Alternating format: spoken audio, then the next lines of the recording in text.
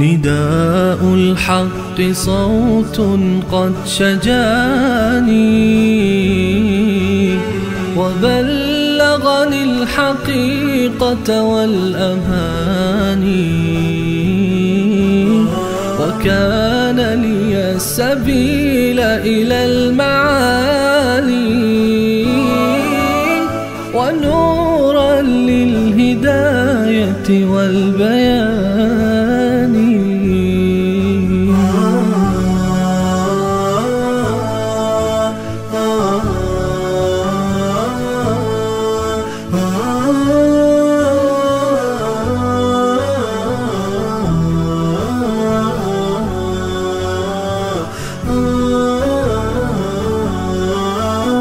يزيح عن القلوب دجى هواها وينشر في النفوس سنا المعاني، وإن الحق كنز منه تشرى بساتين السعادة والجنان، وليس كمثله ذهب ودر ولا غالي اللآلئ والجمان.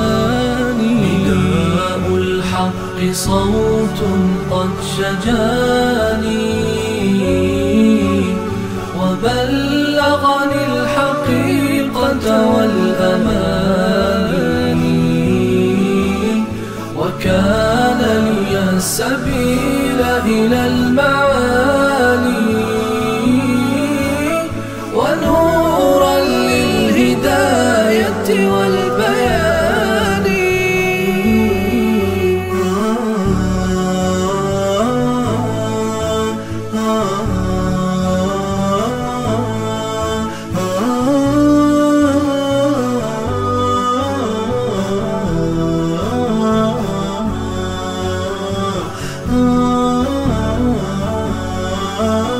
وللحق اهتدى قوم كرام فصاروا للنجاة وللأمان، ومن أجل الحقيقة لا تبالي بسخط الناس في هذا الزمان، ولكن في رضا المولى فأسرف مراكبك الكريمة في الرهان.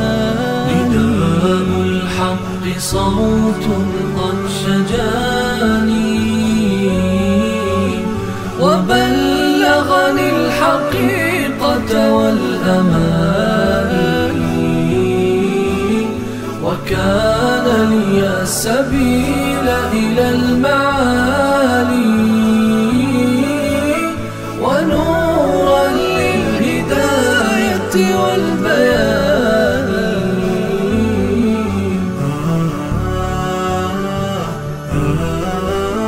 وحب الآل من خلقي وديني، وهم والصحب في أفق المكان، سموا في الخير والتقوى فكانوا منارات الهداية للعيان. نواليهم ونقبس من هداهم ضياء في مشارعنا الحسان.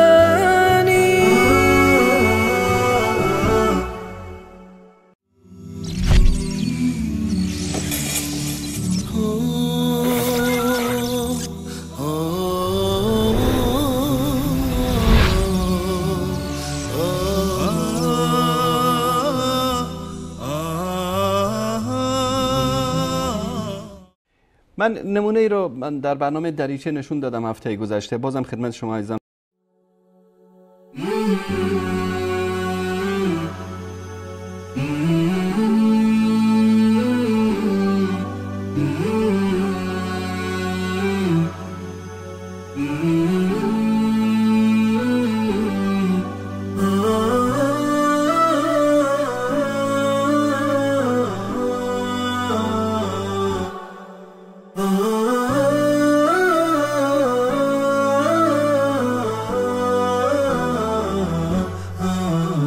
نداء الحق صوت قد شجاني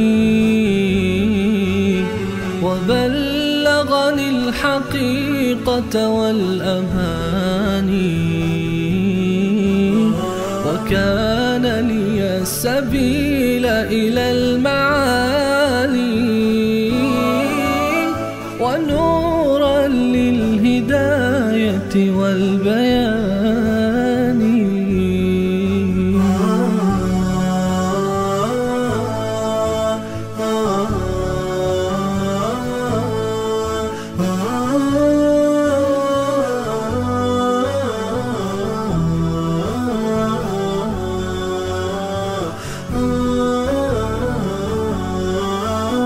يزيح عن القلوب دجى هواها وينشر في النفوس سنا المعاني وإن الحق كنز منه تشرى بساتين السعادة والجنان وليس كمثله ذهب ودر ولا غالي اللآلئ والجمان. نداء الحق صوت قد شجاني وبلغني الحقيقة والأماني وكان لي السبيل إلى المعالي ونورا للهداية والبيان.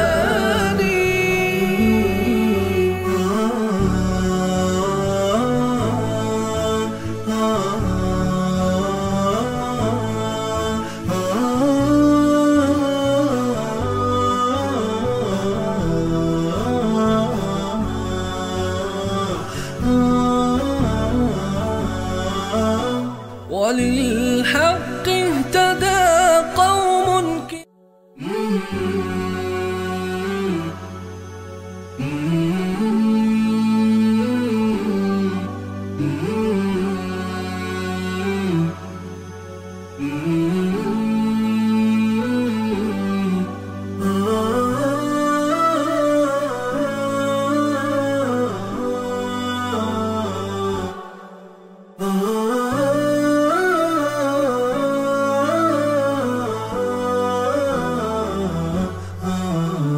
نداء الحق صوت قد شجاني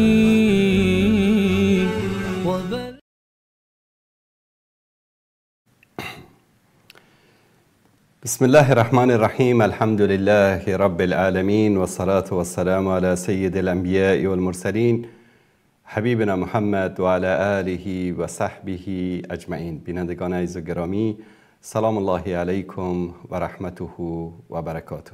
در خدمت شما عزیزان و بزرگواران هستیم با قسمت دیگری از این برنامه. منبر شما عزیزان که می توانید در این برنامه تماس بگیرید و در مورد موضوعات مختلفی که دوست دارید با ما صحبت بکنید. من قبل از اینکه به تماس‌های شما عزیزان بپردازیم، یک صفحه جدیدی رو دوستان عزیز آماده کردن. گرچه صفحه قبلا بود، اما این صفحه رو شما می توانید بعد از این در بین عزیزانی که با زبان تاجیکی میخوانند و مینویسند، دقیقاً همین صفحه ندای حق رو ما به زبان تاجیکی هم داریم که من لینکش رو در اینجا پست میکنم برای شما عزیزان تاجیک ما میتوانند بعد از این برنامه زنده ما را از طریق این صفحه هم پیگیری بکنند. دقیقا همین کانال هست، منتها عناوین و موضوعات به زبان تاجیکی نوشته خواهد شد. در برنامه امشب هم از طریق شماره تماس برنامه با شما عزیزان خواهیم بود. از طریق واتساپ میتونید زنگ بزنید و در برنامه امشب ما شرکت بکنید. دوستان عزیز، برنامه هفته آینده ما مصادف خواهد بود با شروع ماه مبارک رمضان، یعنی شب رمضان خواهد بود به اذن الله تعالی. خواستم در این هفته قبل از اینکه به سوالات شما عزیزان بپردازیم بعضی از مسائل رو خدمت شما عزیزان در مورد رمضان صحبت بکنیم که لازم است قبل از شروع ماه مبارک رمضان به این مسائل توجه داشته باشیم. الله سبحانه و تعالی فرصت‌هایی رو برای ما در طول سال یا در طول عمر ما برای ما فرصت‌های زیادی رو میسر میکنه تا که ما برگردیم، توبه کنیم، خودمون رو اصلاح بکنیم و این از لطف الله سبحانه و تعالی است. وقتی ما میگیم الحمدلله رب العالمین الرحمن الرحیم، این از رحمت و عطوفت و مهربانی الله سبحانه و تعالی است که در طول عمر ما، در طول هفته، در طول ماه، در طول سال فرصت‌هایی رو برای ما قرار داده است که در این فرصت ما بیاییم خودمون رو به اصطلاح ریستارت بکنیم، صفحه جدیدی در زندگی خودمون باز بکنیم، از آنچه که انجام دادیم اعلان پشیمانی بکنیم، توبه بکنیم. یکی از فرصت‌های بزرگ ماه مبارک رمضان است که تقریبا حدود 7-8 روز بعد انشاءالله اول ماه مبارک رمضان خواهد بود. پس بیاییم در این ماه مبارک، با شروع این ماه مبارک، یک صفحه جدیدی رو در زندگی خودمون باز بکنیم، یک توبه صادقانه بکنیم با الله سبحانه و تعالی که الله متعال می‌فرماید که و توبوا الی الله جمیعا ایها المؤمنون لعلکم تفلحون. پس ای مؤمنین همه شما به درگاه الله سبحانه و تعالی توبه بکنید اگر می‌خواهید رستگار شوید.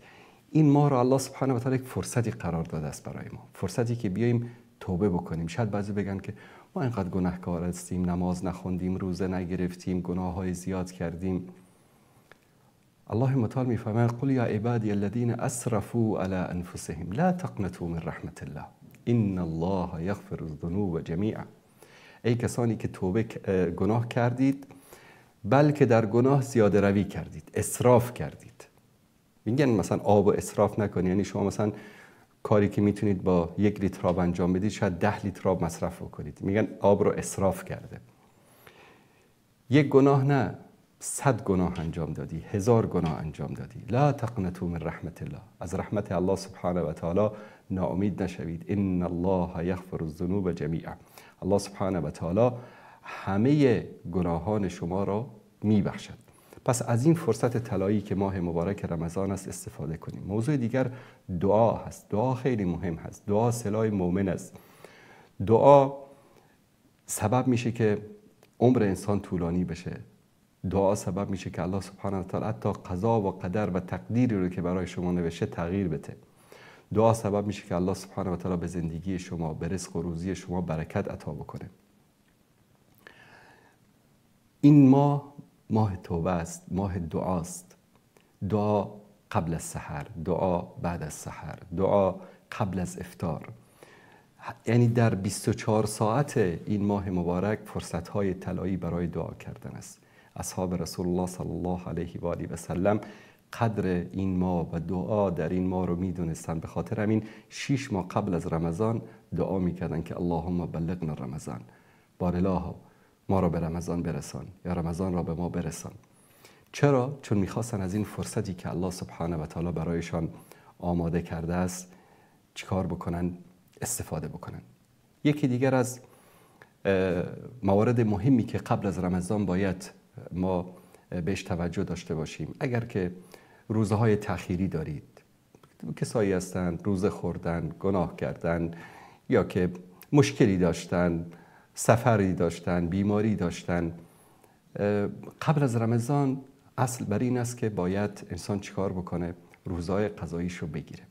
اگر که نتونستید بگیرید، اگر نمیتوانید بگیرید، شاید میگید که ما به زور روزه ماه رمضان رو میگیریم، حالا این قضاییایی که داشتیم، یا مثلا کسی یک روز اشتباهی اومده روزه خودش رو عمدن خورده، خب این یک گناه بزرگی است و کفارهش چی از آزاد کردن یک برده. اگر کسی نتونه برده ای رو آزاد بکنه، 60 روز روزه گرفتن است در اول. اگر نتونه 60 روز روزه بگیره، باید برده ای رو آزاد بکنه. برده نباشه، باید 60 نفر مسکین رو طعام بده. در همین چند روزی که مونده در رمضان، باید اگر کفاره هایی برگردن شما هست، قضاهایی برگردن شما هست، اینا رو ادا بکنید، چون جایز نیست که انسان وارد ماه رمضان بشه و برگردنش قضاها وجود داشته باشه، کفاره های رمضان های گذشته وجود داشته باشه که باید همه اینها رو ما چیکار بکنیم؟ براش آمادگی بگیریم. از همین چند روزی که مونده بیایید آمادگی بگیریم برای رمضان. حداقل یک روز در میان روزه بگیریم، یکی دو روز قبل از رمضان روزه بگیریم، چون بعضیا ببینید که روز اول رمضان که روزه میگیرن اعصابشون خراب و با همه دعوا میکنن. چرا؟ چون آمادگی ندارن برای رمضان. یکی دو روز قبل از رمضان اگر انسان شروع بکنه به روزه گرفتن، آماده میشه برای رمضان و رمضان براش آسان میشه. و اینها مسائلی است که باید ما در نظر داشته باشیم. یکی از ویژگی های بزرگ ماه مبارک رمضان نزول قرآن کریم است. انا انزلناه فی لیلة القدر، در شب قدر الله سبحانه و تعالی این قرآن رو بر پیامبر صلی الله علیه و سلم به یک بارگی نازل کرد و این ماه رو بهش میگن ماه قرآن. ببینید، ماهی که در او قرآن نازل میشه بهترین ماها میشه، عروس ماها میشه. شبی که در اون قرآن نازل میشه خیر من 1000 شهر، از 1000 ماه بهتر میشه، از یک عمر انسان بهتر میشه. پیامبری که بر او قرآن کریم نازل میشه خاتم الانبیا، سید و سردار اولاد آدم میشه و امتی که بر او و بر این امت قرآن نازل شده بهترین امت میشه. پس این قرآن کریم است، قرآن مجید است، قرآن عظیم است، چرا که به انسانی که عمل بکنه به این قرآن، بخونه این قرآن رو، در زندگیش پیاده بکنه این قرآن رو، مجد میده، عظمت میده، کرامت میده.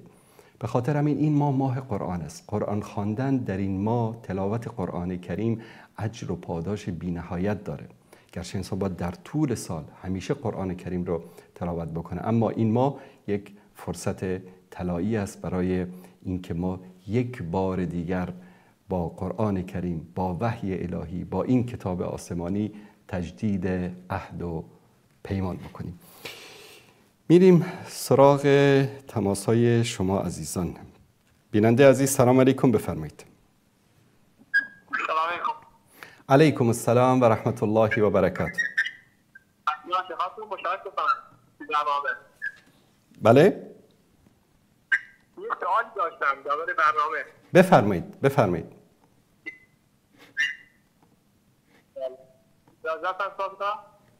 بفرمایید، صدای شما داره پخش میشه.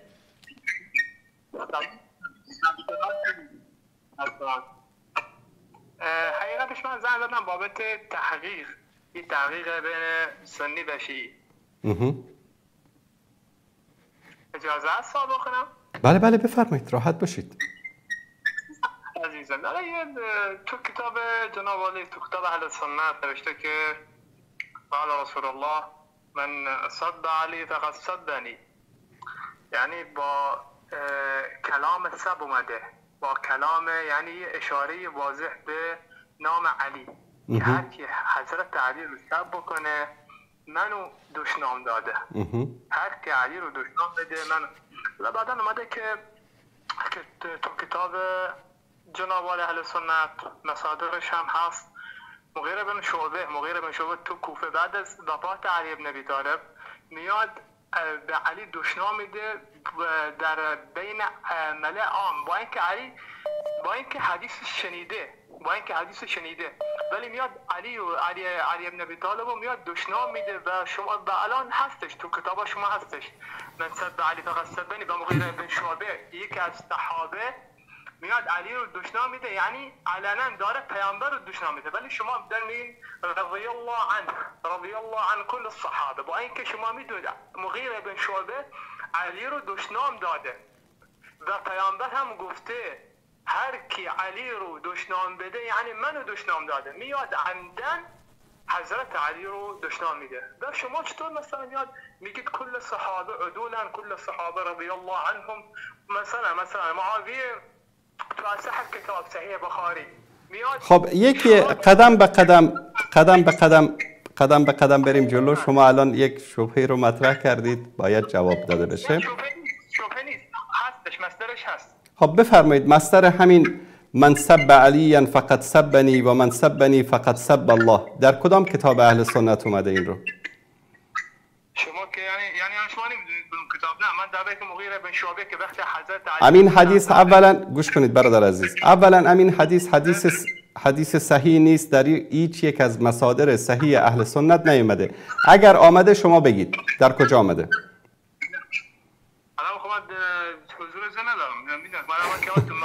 نمیشه الان مثلا شما اهل تحقیق هستید، شما فرمودید که برای تحقیق اومدین. گفتم که من سب علی فقط سبنی موجود است. در کجاست؟ در بخاری است؟ در مسلم است؟ نه بذار صحبت کنم. مگه شما نمیگید که این حدیث ضعیفه؟ این حدیث اصلا در هیچ یک از مصادر معتبر اهل سنت نیست. همچین یک حدیثی هستش. بفرمایید در کجاست؟ دوم نه اول این حدیث در کجا هست؟ هستش ولی حضور ذهن ندارم. خب یعنی اگر مثلا بله، شما مادامی که حضور ذهن ندارید دوست عزیز، مادامی که حضور ذهن ندارید برید حضور ذهنتون رو جمع جور بکنید، بعد تماس بگیرید، انشالله من در خدمت شما هستم. اولا هیچ یک از اصحاب رسول الله صلی الله علیه و آله و سلم به سیدنا علی رضی الله تعالی عنه سب و شتم نکردن. این دروغ هایی است که شیعیان ساختن. یک نمونهش هم همین حرفی که شما بزرگ فرمایید، یک نمونهش هم کمین که شما میفرمایید.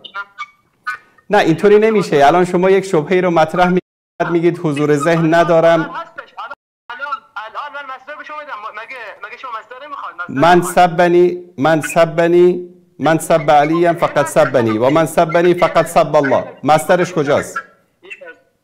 یه لحظه گفتی هیچ کس صحابه حضرت علی رو دشنام داده. البانی، کتاب البانی، مغیر مشهور، کتاب البانی نوشته نوع حدیث صحیح، خودش احتاب کرده. کتاب البانی کتب استخراج چی گفته؟ مثلا سب کرده چی گفته؟ الان پریدید شما به یک چیز دیگر، الان پریدید به یک موضوع دیگه. شما اولا من سب علی فقط سبنی، شما میگید مصدر ندارم، من وقتی میخوام مصدر بدم میترسم. نه یک لحظه، قدم به قدم دوست عزیز، یک لحظه سر صدا نکنید. ببینید دوست عزیز با هوچیگری چیزی حل نمیشه. دوست عزیز من سب علی فقط سبنی، من سب علی فقط سبنی و من سبنی فقط سب الله. کجاست این مصدرش؟ یه لحظه شما گفتید هیچ کس از صحابه حضرت علی رو سب نکرد. بله سب نکرده. من میگم سب نکرده یعنی دشنام و توهین نکرده. یک لحظه مجبورم که دیگه صداتو بیارم پایین. دوست عزیز من ببینید قدم به قدم مثل آدم بریم جلو. شما بفرمایید که من صداتون آوردم پایین، سر صدا نکنید، آروم. صداتون پایین است، هیچ کس نمیشنوه. من که وقتی دارم حرف میزنم شما گوش نمیدید، مجبورم صداتون رو بیارم پایین. اولا شما یک ادعا کردید که حدیث وجود داره که من سب علی فقط سبنی و من سبنی فقط سب الله. لطفاً این حدیث رو آدرسشو بگید در کجاست. و در کدوم کتاب اهل سنت اومده؟ بفرمایید. الان صداتون آوردم رو خط. بفرمایید. من سب علی فقد سبني عدد روايات 4 في كتاب البخاري التاريخ الكبرى الجزء. دروغ میگید. در کتاب بخاری نیست. در کتاب بخاری نیست. در کتاب في كتاب صحيح البخاري بنويس نیست. در کتاب صحیح بخاری. بذار ثبات بکن بذار من بذار واسطم بخونم ببینم درسته هر ثانی بذار بخونم. چرا علی که غم نیست در بخاری. نیست در بخاری. نیست در بخاری. میکنم ببین هر ثانی من دارم میخونم. ببین هر ثانی کتاب البخاری تاریخ الکبیر الجزء تاریخ الکبیر کتاب تاریخ. این کتاب حدیث نیست، کتاب تاریخ. شما از صحیح بخاری برای من بیار. از صحیح بخاری برای من بیار. یه لحظه صحبت بکنم. بذار شما چی گفتی؟ شما گفتی کلا نیست تو کتاب اهل در کتب احادیث معتبر اهل سنت نیست.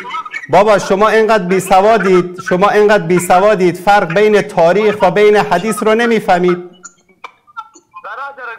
برادر گل بشنو آقای بی سواد، برادر بی سواد، شما فرق بین کتاب تاریخ و بین کتاب حدیث رو نمیفهمی؟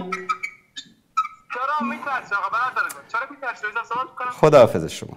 دوستان عزیز، در هیچ یک از کتب معتبر احادیث اهل سنت همچین حدیثی وجود نداره.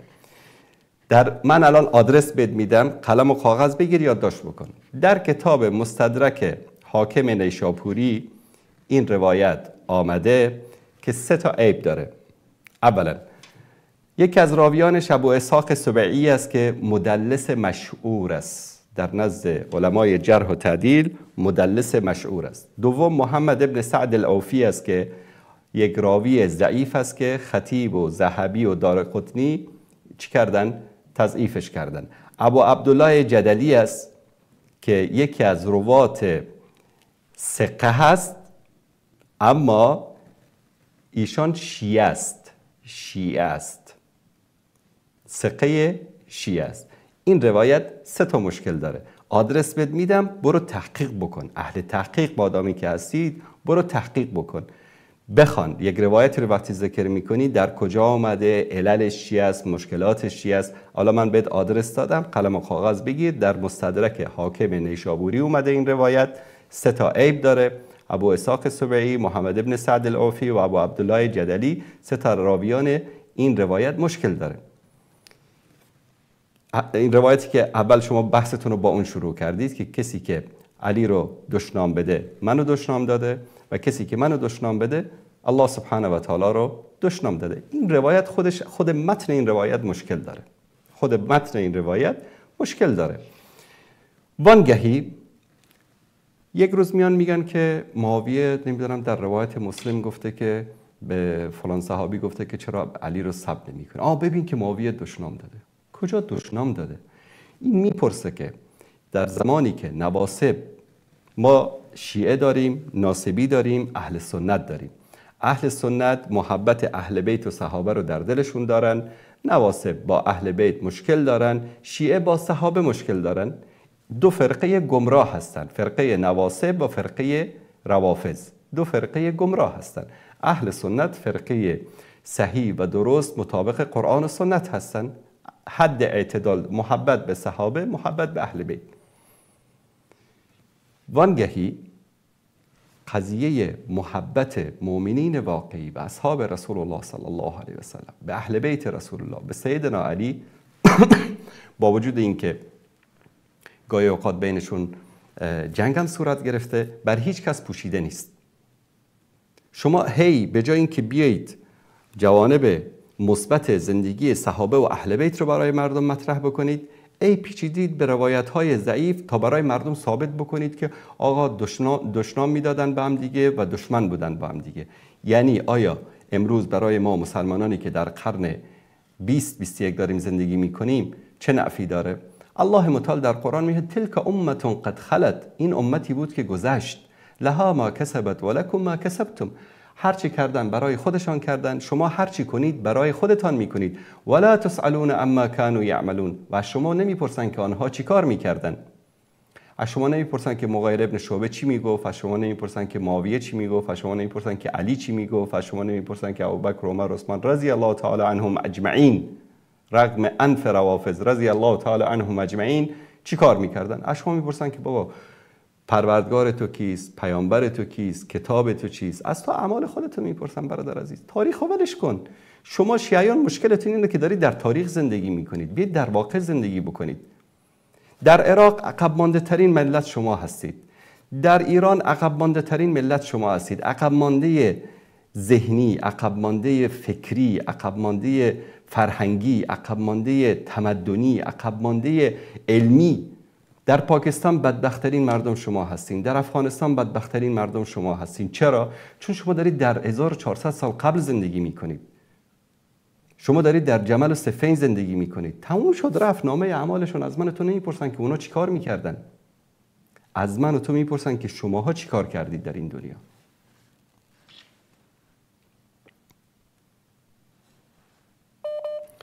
بیننده عزیز سلام علیکم، بفرمایید. سلام علیکم جناب استاد. علیکم السلام و رحمت الله و برکاته. بفرمایید. خوب هستین جناب استاد جان؟ سلامت باشید. زنده باشید. بفرمایید. خیلی خوشحال هستم جناب استاد دوباره با شما کلام هستم. من همچنان. دو تا سوال دارم. اولا قبل سوالم یک دقیقه گفتنی دارم در یک موردی. این برادر ما رو دیدم، خب به هر صورت من زیاد همراهشون روبرو هستم در صفحات اجتماعی. جناب استاد یک هفته ما به شما زنگ زدم و تقریبا 80 دقیقه زمان شما نگرفتم. بعد از یک برادرم افغان ما از جرمنی زنگ زد. خب جدا از افغان بودن برادر مسلمان ما بود، ما باش احترام داریم، اما از جرمنی زنگ زد و برای من میگه که همین برادر زیاد وقت میگیره، نمیفهم چی میکنه. جناب استاد من دو موضوع دارم امروز. ما امروزه جایی که سوال خود بدون طرز بیان کنیم خیلی کم داریم و جایی که طرفی که سوال میکنیم متأثر از یک تعصب نباشه هم خیلی کم داریم. متأثر حتما از یک تعصب قومی ذهنی تعصب متفاوت است که مطابق و تنها جایی که از منابعی که ما سوال خود بدون طرز میپرسیم، من همین کانال شما هست، همین صفحه شماست و جایی که ما جواب خود مطابق قرآن و حدیث میگیریم همین صفحه شما از جناب استاد. واقعا دیگه شما هم زیاد بدل نگیرید برادر عزیز، شما هم زیاد بدل نگیرید، چون بعضی از دوستان یعنی حقیقتا ماها منتظر میمانند تا که یعنی سوالشون رو مطرح بکنن یا صحبتی داشته باشن، فحق دارن بعضیا. بفرمایید. استاد بزرگوار به خدا زمان بندی کنی، همه که خوبش تماس رخ کنه که خوشت بیام. خودم زمان بندی میکنم، هیچ یک دقیقه پس پیش نمیشه، همیشه جواب دادین برام. بفرمایید برادر عزیز. بفرمایید، در خدمت شما هستم. بفرمایید. تشکر جناب استاد. موضوع اولی که من خیلی میبینم در یوتیوب بین این ملاها، نمیفهم اجازه است نامشون میبینید جناب استاد؟ نه نام نگیرید، بدون اسم بفرمایید. خب بین این کسانی که در یوتیوب فعالیت دارند و ملاها و امیا هستند، مبلغین، بین از یک نوع بحث و گفتگو و جنگ و جدل است. حتی ما باور به خدا کنید ویدیویی دیدیم که شما رو تکفیر کردن. باور به خدا کنید متاسفانه است. ویدیو دیدیم شما رو تکفیر کردن. همین یوتیوب جنگ و زدن کامی هستند. از نظر من اگر مردم امروزی در زمان خلفای اربعه، ببخشید خلفای اربعه نمی امام های اربعه اهل سنت اگر امروز هر چهارشون یک جای می بودن، مردم امروزی هر چهار هزار در جان یکی دیگه منداخت که شما بیایی یک راه به مردم تعیین کنید، در حالی که راه هر چهارشون درست است، قابل قبول است. از نظر من این است. اما نظر شما در این مورد چی است جناب استاد که میان یک نفر پشت دیگه نفر گپ میزنه، یا به خاطر مشهور شدن است یا به خاطر مسائل یکی پشت دیگه گپ میزنه؟ گفتم ما ویدیو دیدیم شما رو تکفیر کردن. حالا که شما رو وهابی میگن، ما همیشه به همه دوستایی که گفتن استاد انصاری وهابی است، ما گفتیم استاد انصاری هر زمانی که من زبانش ناحق بشنوم، غیر از حق بشنوم، امروز میمونمش کنار. درسته. استاد انصاری درست است، من پیروش هستم، دوستش دارم، موقت من هست. ما باید پیرو حق باشیم برادر عزیز، پیرو شخص نباشیم، پیرو حق باشیم همیشه. درست است. الان بس این مبلغین میمونه که یا بجان هم دیگه افتادن، این که تو به خیره تکفیر کنی، به خیره تکفیر کنی، این چی علت اساس شاید عقیده همش درست باشه که هر کدامش یک برداشت متفاوتی داشته، دقیقاً مثل امام های اربعه اهل سنت. اینا نظر شما چی اساس در مورد از این موضوع؟ ببینید الله سبحانه و تعالی در سوره شورا آیه 4 میفرماید که و ما تفرقوا الا من بعد ما جاءهم العلم بغیا بینهم. میگه اینها به تفرقه نرفتن، گمراه نشدن، به اصطلاح پارچه پارچه نشدن الا بعد از این که علم به اینها داده شد، علم بر اینها آمد. بغیا بینهم، بغاوت کردن بر علیه هم دیگر. متاسفانه علما، دعوتگرانی که به جان هم دیگر میافتند چند سبب داره. حسادت میتونه باشه و کوته نظری میتونه باشه، کم علمی میتونه باشه، کوته نظری، کوته فکری. متوجه هستید؟ یکی پوینتر از میبینن اما میبینن که چی است. بله، همه اینا میتونه سبب باشه. بزرگترین مشکل بین علما و البته بین همه اقشار جامعه‌ای که در یک مسلکی کار بکنند این وجود داره. مثلا شما برید پیش یک دکتر بگید که والا جناب دکتر، من هفته گذشته یا ماه گذشته بیمار شدم، پیش فلان دکتر رفتم، دارو داد، خیلی فایده کرد، شما مثل داروی اونا بدین. ببین که این دکتر چه عکس العملی نشون میده. 100 تا بد و بیرا با اون دکتر میگه. دکتران بین خودشون دارن، با احترامی که به دکتراست، انجینرها و مهندسا بین خودشون دارن، هم مسلک‌ها بین خودشون دارن. و علما انسان هستن، بین خودشون هست، حسادت هست، بعضی اوقات خود برتربینی وجود داره، حسادت وجود داره و یعنی بزرگترین مشکل حسادت است. و به خاطر همین گاهی اوقات میان کوچکترین مشکلی رو که در کسی دیدن این رو اینقدر بزرگ میکنن، اینقدر بزرگش میکنن تا که چیکار بکنن؟ به شخصیت طرف، به جایگاه طرف ضربه بزنن. این یک طرف قضیه است. طرف دیگر هستن بعضی از علما و بعضی دعوتگرانی که اشتباهاتی میکنن و این غرور و تکبرشون اجازه بهشون نمیده که از اون اشتباهشون برگردن، در حالی که انسانی که پیرو به حق باشه، انسانی که مؤمن باشه، اشتباه کرد میاد میگه اشتباه کردم. تازه مثلا به نظر شما یک عالمی، یک دعوتگری در یک جای اشتباه بکنه، بعد بیاد در یک برنامه دیگر بگوید که دوستان عزیز، بینندگان عزیز، من در هفته گذشته فلان موضوعی رو که مطرح کردم اشتباه کردم، بعداً رفتم مطالعه کردم، سخنم رو پس میگیرم، حق این است، نه آن چیزی که من هفته گذشته گفتم. به نظر شما دید شما به این عالم چگونه میشه؟ خوب یا بد؟ به نظر من دید من، یعنی من بیشتر به این محبت میکنم، بیشتر تلاش میکنم ویدیو زیر ببینم، به خاطر که یک انسان صادق است و به اشتباه خود دقیقاً. کاش که علما و دعوتگران ما همینو درک بکنن. تو جایی که اشتباه کردی بیا بگو اشتباه کردم، ام خدا راضی، ام بنده راضی، ام رسول راضی، ام دین راضی.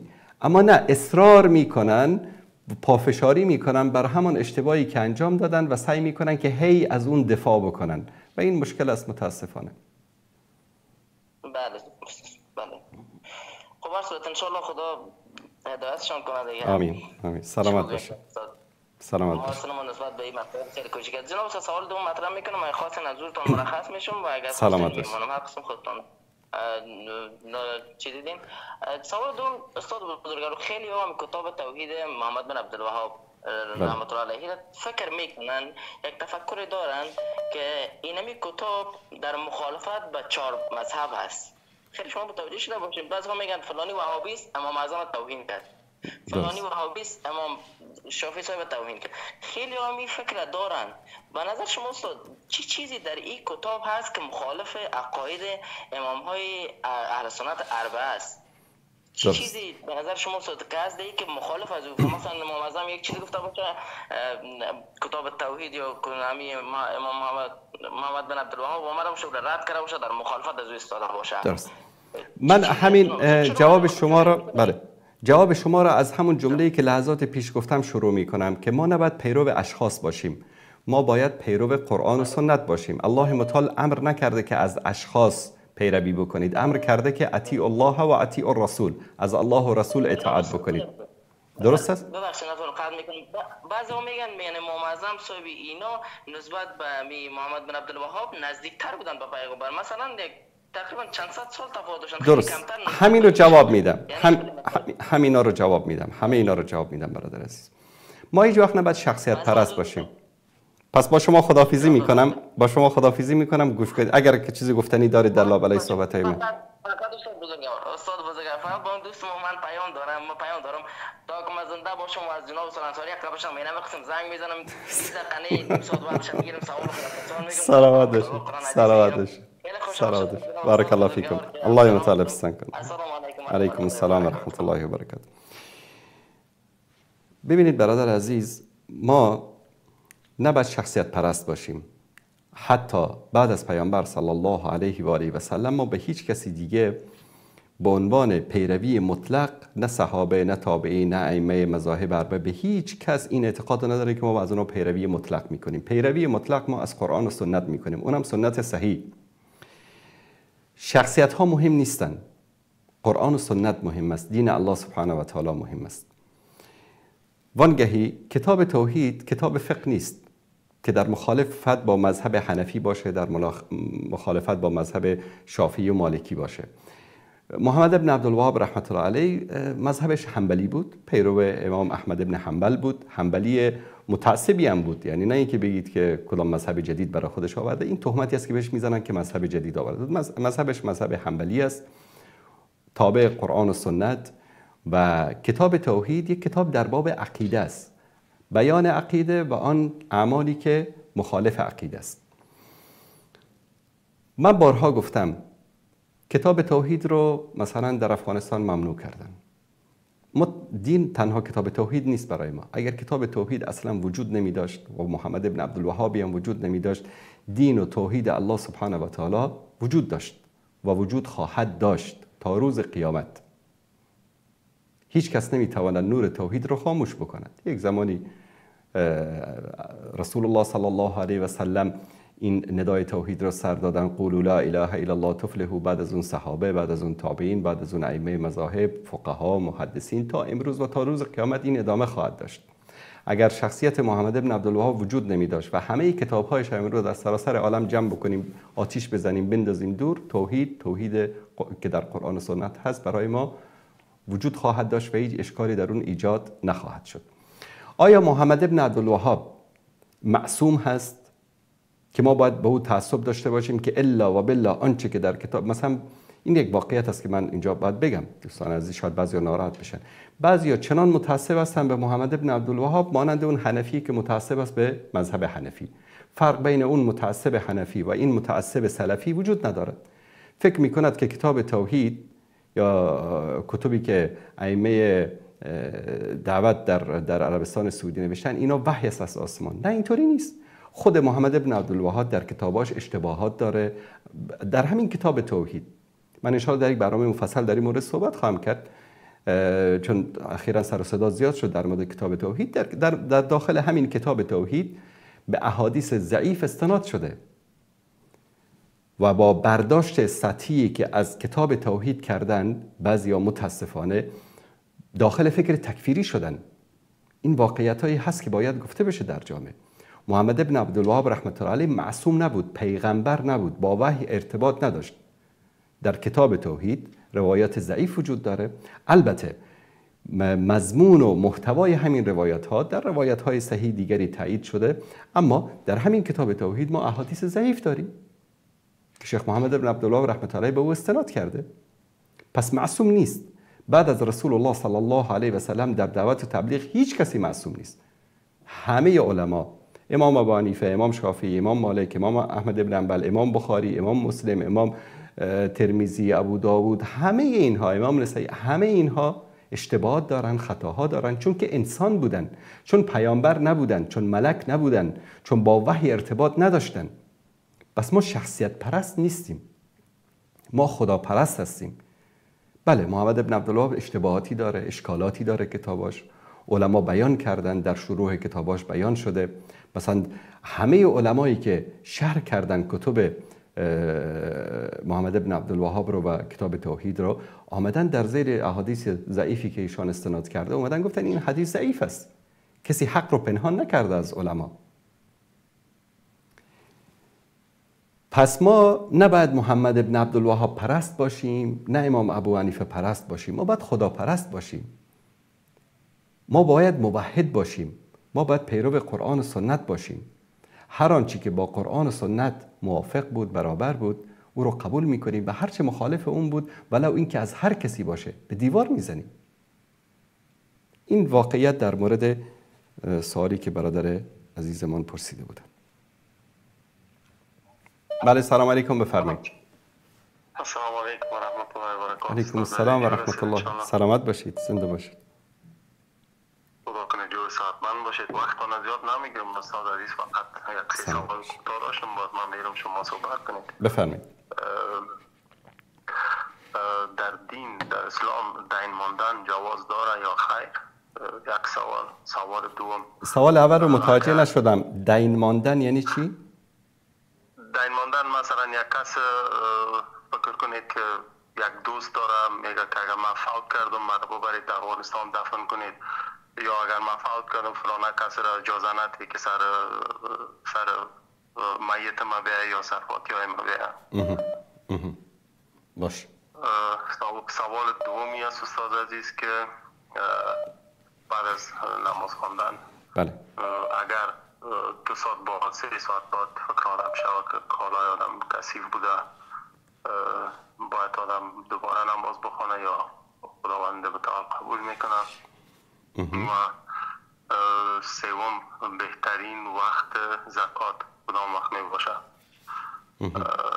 دیگه هفته گذشته ما براتون زنگ زده بودم، فقط اما قصدارم خطا خود که براتون میگفتم که خداوند جزای خیر نصیب کنه. ما براتون گفتم خداوند توفیق عمل نصیب کنه. خداوند انشاءالله فرق نمیکنه، هر دوش یکی است. جزاکم الله خیر. مقصد خفا نشده باشید استاد عزیز. خواهش میکنم. السلام علیکم. علیکم السلام و رحمت الله و برکاته. از آخر شروع بکنیم. وقت زکات، چون بعضی از مردم عادت دارن که زکاتشان را به تأخیر میندازن در رمضان، میگن که هم شرف زمان و ماه رمضان است و خلاصه از این فرصت استفاده کنیم ثواب و اجر ما چندین برابر میشه. دوست عزیز، زکات طبق شریعت وقتی که 1 حول یعنی 1 سال بر او گذشت، خدا کنه که در هر ماهی باشه، در فروردین باشه، اردیبهشت، خرداد باشه، در حمل باشه، ثور باشه، جوزا باشه، جدیدل و هود باشه، ماهایی که در افغانستان معروف است، یا در دی بهمن اسفند باشه، ماهایی که در ایران معروف است، یا در محرم و رجب و شعبان و رمضان، در هر ماهی که حول بر مال شما گشت، مالی که بر او زکات واجب شده، باید در همان تاریخ پرداخت بشه، نه تأخیر بشه نه تقدیم بشه. طرف مثلا در ماه شعبان الان مثلا امروز 1 حول کامل شده، باید زکاتش رو بده، تأخیر میندازه 1 هفته بعد در رمضان میده، این کار اشتباه است. نباید تأخیر کرد. همون روزی که حول بر او تکمیل شد، در همون روز باید شما زکاتتان رو بدهید. اجر و پاداشش کامل زمانی میگیرید که دقیقاً در تاریخی که 1 حول بر او کامل شده باشد بدهید. دوم این که کسی که نماز خواند بعد از 1 ساعت 2 ساعت متوجه شد که لباسش ناپاک بوده، حالا هر طور نجاستی که بر لباسش بوده، باید لباسش رو عوض بکنه. اگر نیاز به شستن بدن باشه اون قسمت باید بشوره، دوباره وضو بگیره و نمازش رو باید اعاده بکنه. چون نمازی که با جامه‌ای که نجاست بر او باشه، چون پاکی و طهارت یکی از شروط نماز است و بدون پاکی و طهارت نماز انسان درست نیست، نمازش رو دوباره اعاده بکنه و هیچ مشکلی نیست. وصیت کردن، کسی اگر وصیت بر گناه و معصیت بکنه، به این وصیت عمل کردن جایز نیست. مثلا وصیت بکنه که برادرم سر جنازه من نیاد، برادرم سر قبر من نیاد، عمل کردن به این وصیت جایز نیست، چون این گناه است و گناه کبیر است، قطع صله رحم است و نباید انسان به همچین وصیتی عمل بکنه. قوم و خویش من سر قبرم نیاد، عمو دایی من سر قبرم نیاد، فلان فرزندم سر قبرم نیاد، یا در جنازه من شرکت نکنه. این گونه وصیت کردنی که بر اساس گناه و معصیت باشه، به او نباید عمل کرد. این دقیقا مثل کسی میمونه که مثلا وصیت بکنه که در روز جنازه من در بین مردم مثلا شراب تقسیم بکنید. خب به همچین وصیتی نمیشه عمل کرد و وصیتی که بر گناه باشه نباید به او عمل کرد. در مورد نقل، کسی وصیت بکنه که من بعد از فوت من جنازه من رو به افغانستان نقل بدهید و در اونجا دفن شود. ببینید دوستان عزیز، اولا به قول شاعر بزرگ افغانستان خلیل الله خلیلی رحمت الله علیه میگه که ملک انسان است ارجا جلوه دارد آفتاب، یا ار کجا دل میتپد دلدار را باشد مقام، یا در جای دیگه هر ملک ملک ماست که ملک خدای ماست. همه این زمین ملک الله سبحانه و تعالی است. کسی در آمریکا فوت کرد، اگر قبرستان مسلمان ها که امروز در همه کشورها وجود داره، قبرستان مخصوص برای مسلمان ها، دفن کردن در آنجا مساعد بود، طبق شرایط اسلامی دفن میشد، همونجا دفنش بکنید. چرا اذیت میکنید؟ چون در حدیث پیامبر صلی الله علیه و سلم میفرمایند که در کفن و دفن عجله بکنید، معطل نکنید مرده رو. نه طرف میاد وصیت میکنه که مرا به افغانستان انتقال بدید، زن و بچه و خانواده گرفتار، یک بلیط هواپیما برای نقل یک تابوت شاید چندین هزار دلار بشه. نقل این تابوت مثلا از یخچال بیمارستان تا فرودگاه تا هواپیما، جرثقیل بلند کردنش 3-4 هزار دلار بشه. بعد اونجا در کشوری که در اونجا میره در افغانستان مثلا این رو بیار و ببر و دفن بکن، در این مسیر را نبودن امکانات، مثلا در بعضی کشورها جسد میگنده، بوی تعفنش همه را اذیت میکنه، یا به خاطر نقلش در بعضی از کشورها شروط خاصی دارن، مثلا مرده رو کلا دل و جگر و چیزی که داخل بدنش هست این رو خالی میکنن به خاطر که نگنده، بعضی مواد پر میکنن در او. همه این حرمتی ها به خاطر این صورت میگیره که آقا انقدر وطن دوست بوده که باید در افغانستان دفن بکنن. چون خیلی از وطن پرستای ما، وطن دوستای ما برای علاج بیماری‌هایشان یا ترکیه رو انتخاب میکنن یا پاکستان رو، و برای زندگی اروپا و امریکا را، و برای قبرستان افغانستان رو. بعدش نامش هم چی هست؟ وطن دوست. تو اگر اینقدر وطن دوست بودی، خود در وقتی که زنده بودی، پول داشتی، امکانات داشتی، میامدی در وطن زندگی میکردی، به ملتت خدمت میکردی. وصیت کرده که مرا ببرید در افغانستان دفن بکنید. گرچه بعضی از علما میگن که اجرا کردن وصیتی که انسان بگه که منو در فلان جا دفن بکن اشکالی نداره، میشه اگر امکانش باشه، عذری وجود نداشته باشه، این رو عملی کرد. اما شما به 10-15 هزار دلار خرج بکنید، 7-8 هزار دلار خرج بکنید که جسد رو منتقل بکنید از روسیه به تاجیکستان، از آمریکا به افغانستان یا از اروپا به افغانستان، که چی بشه؟ آیا اگر در خاک افغانستان دفن شد، نکیر و منکر سوالات آسانتر میپرسن از او، به فارسی و پشتو میپرسن؟ اگر در آمریکا دفن شد به انگلیسی میپرسن؟ در آلمان دفن شد به آلمانی میپرسن؟ نه برادر عزیز، والله اگر جسد تو رو در داخل بحر ماهی‌ها هم بخوره، اگر که بسوزی، خاکستر هم بشی، اگر به باد و باران و به دریا و به اقیانوس هم بندازن، تیکه تیکه بکند، 400 تا گرگ درنده هم تو رو بخورن، الله سبحانه و تعالی جمعت میکنه، سوال و جواب میشی، جزایت هم میگیری، اجرت هم میگیری. پس نه خودتان را اذیت بکنید، نه اون مرده بیچاره را اذیت بکنید. هر کس که هر جا که مرد همونجا دفنش بکنید، برایش دعای خیر بکنید. همان پولی رو که 10-15 هزار دلاری رو که خرج میکنید، او جسدش رو نقل میدید در افغانستان یا در تاجیکستان، همان پول رو در بین فقرا و مساکین تقسیم بکنید که براش دعای خیر بکنن. اما رو در یک مسجدی، در یک بیمارستانی، در یک ساختن پلی، جاده‌ای، در مکتبی، مدرسه‌ای، در جای خرج بکنید که برای صدقه جاریه باشد.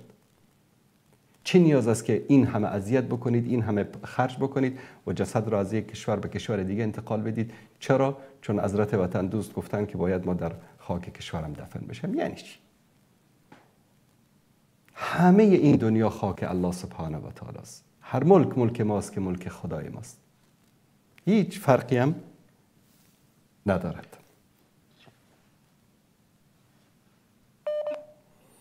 بله سلام علیکم بیننده گرامی، بفرمایید.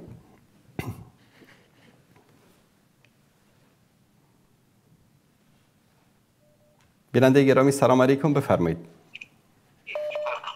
بله سلام استاد عزیز، مشنوین؟ بله سلام علیکم و رحمت الله و برکاته، بفرمایید برادر عزیز. علیکم السلام استاد، تشکر یک جوان که به زنگ ما جواب دادی. بفرمایید. استاد عزیز، موضوع برنامه شما چی است که مخالف موضوعتان سوال نشه؟ امروز روزای جمعه میدانید که موضوع خاص نیست، هر چه دل تنگتان میخواد بگویید. تشکر استاد.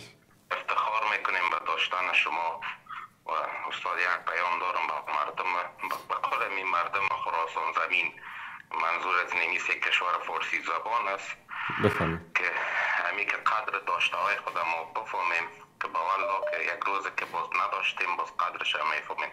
منظور از اینمی علمایی هستن که ما امروز داریم که شما جز از اونها هستین و در مقابل جیگه های پلید، گستاخ، دروغگوی، شپاپاس ما همچو شخصیت هایی را داریم و ما در حقشان دعا بکنیم خداوند طول عمر خیر نصیبشان بکنه، صحت سلامتی نصیبشان داشته باشه.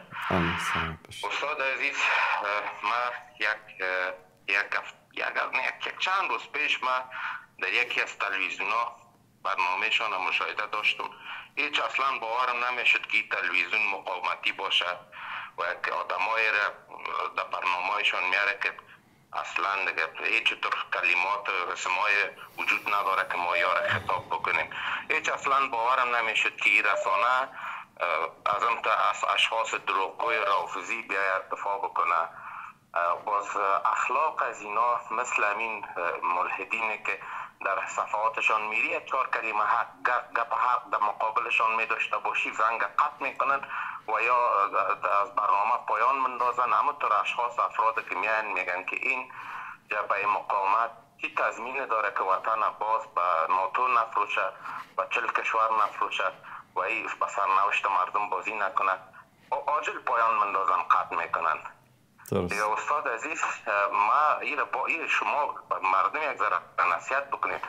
در افغانستان مشکلات قومی و سمتی و زبانی کم است که باز اینجا به احمد مسعود سوار به مشکلات مذهبی مثل که در خاور میانه در این کشورهای سوریه و عراق فایدهش هستیم. همونطور یک موضوعات در افغانستان باز شد. یک موضوع استاد، یک گپ دیگه استاد میگم، من یک نصیحت دیگه بکنین مردم افغانستان. یک آدمی که پیرو قرآن است، پیرو حدیث است، در مسجد جای نداره استاد.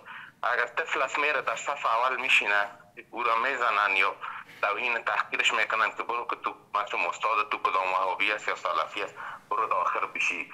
یا یک جوانه که میاد در مسجد، خب مسجد طبعا قبل از 10 دقیقه 15 دقیقه پیش هر کس خود میرسونه.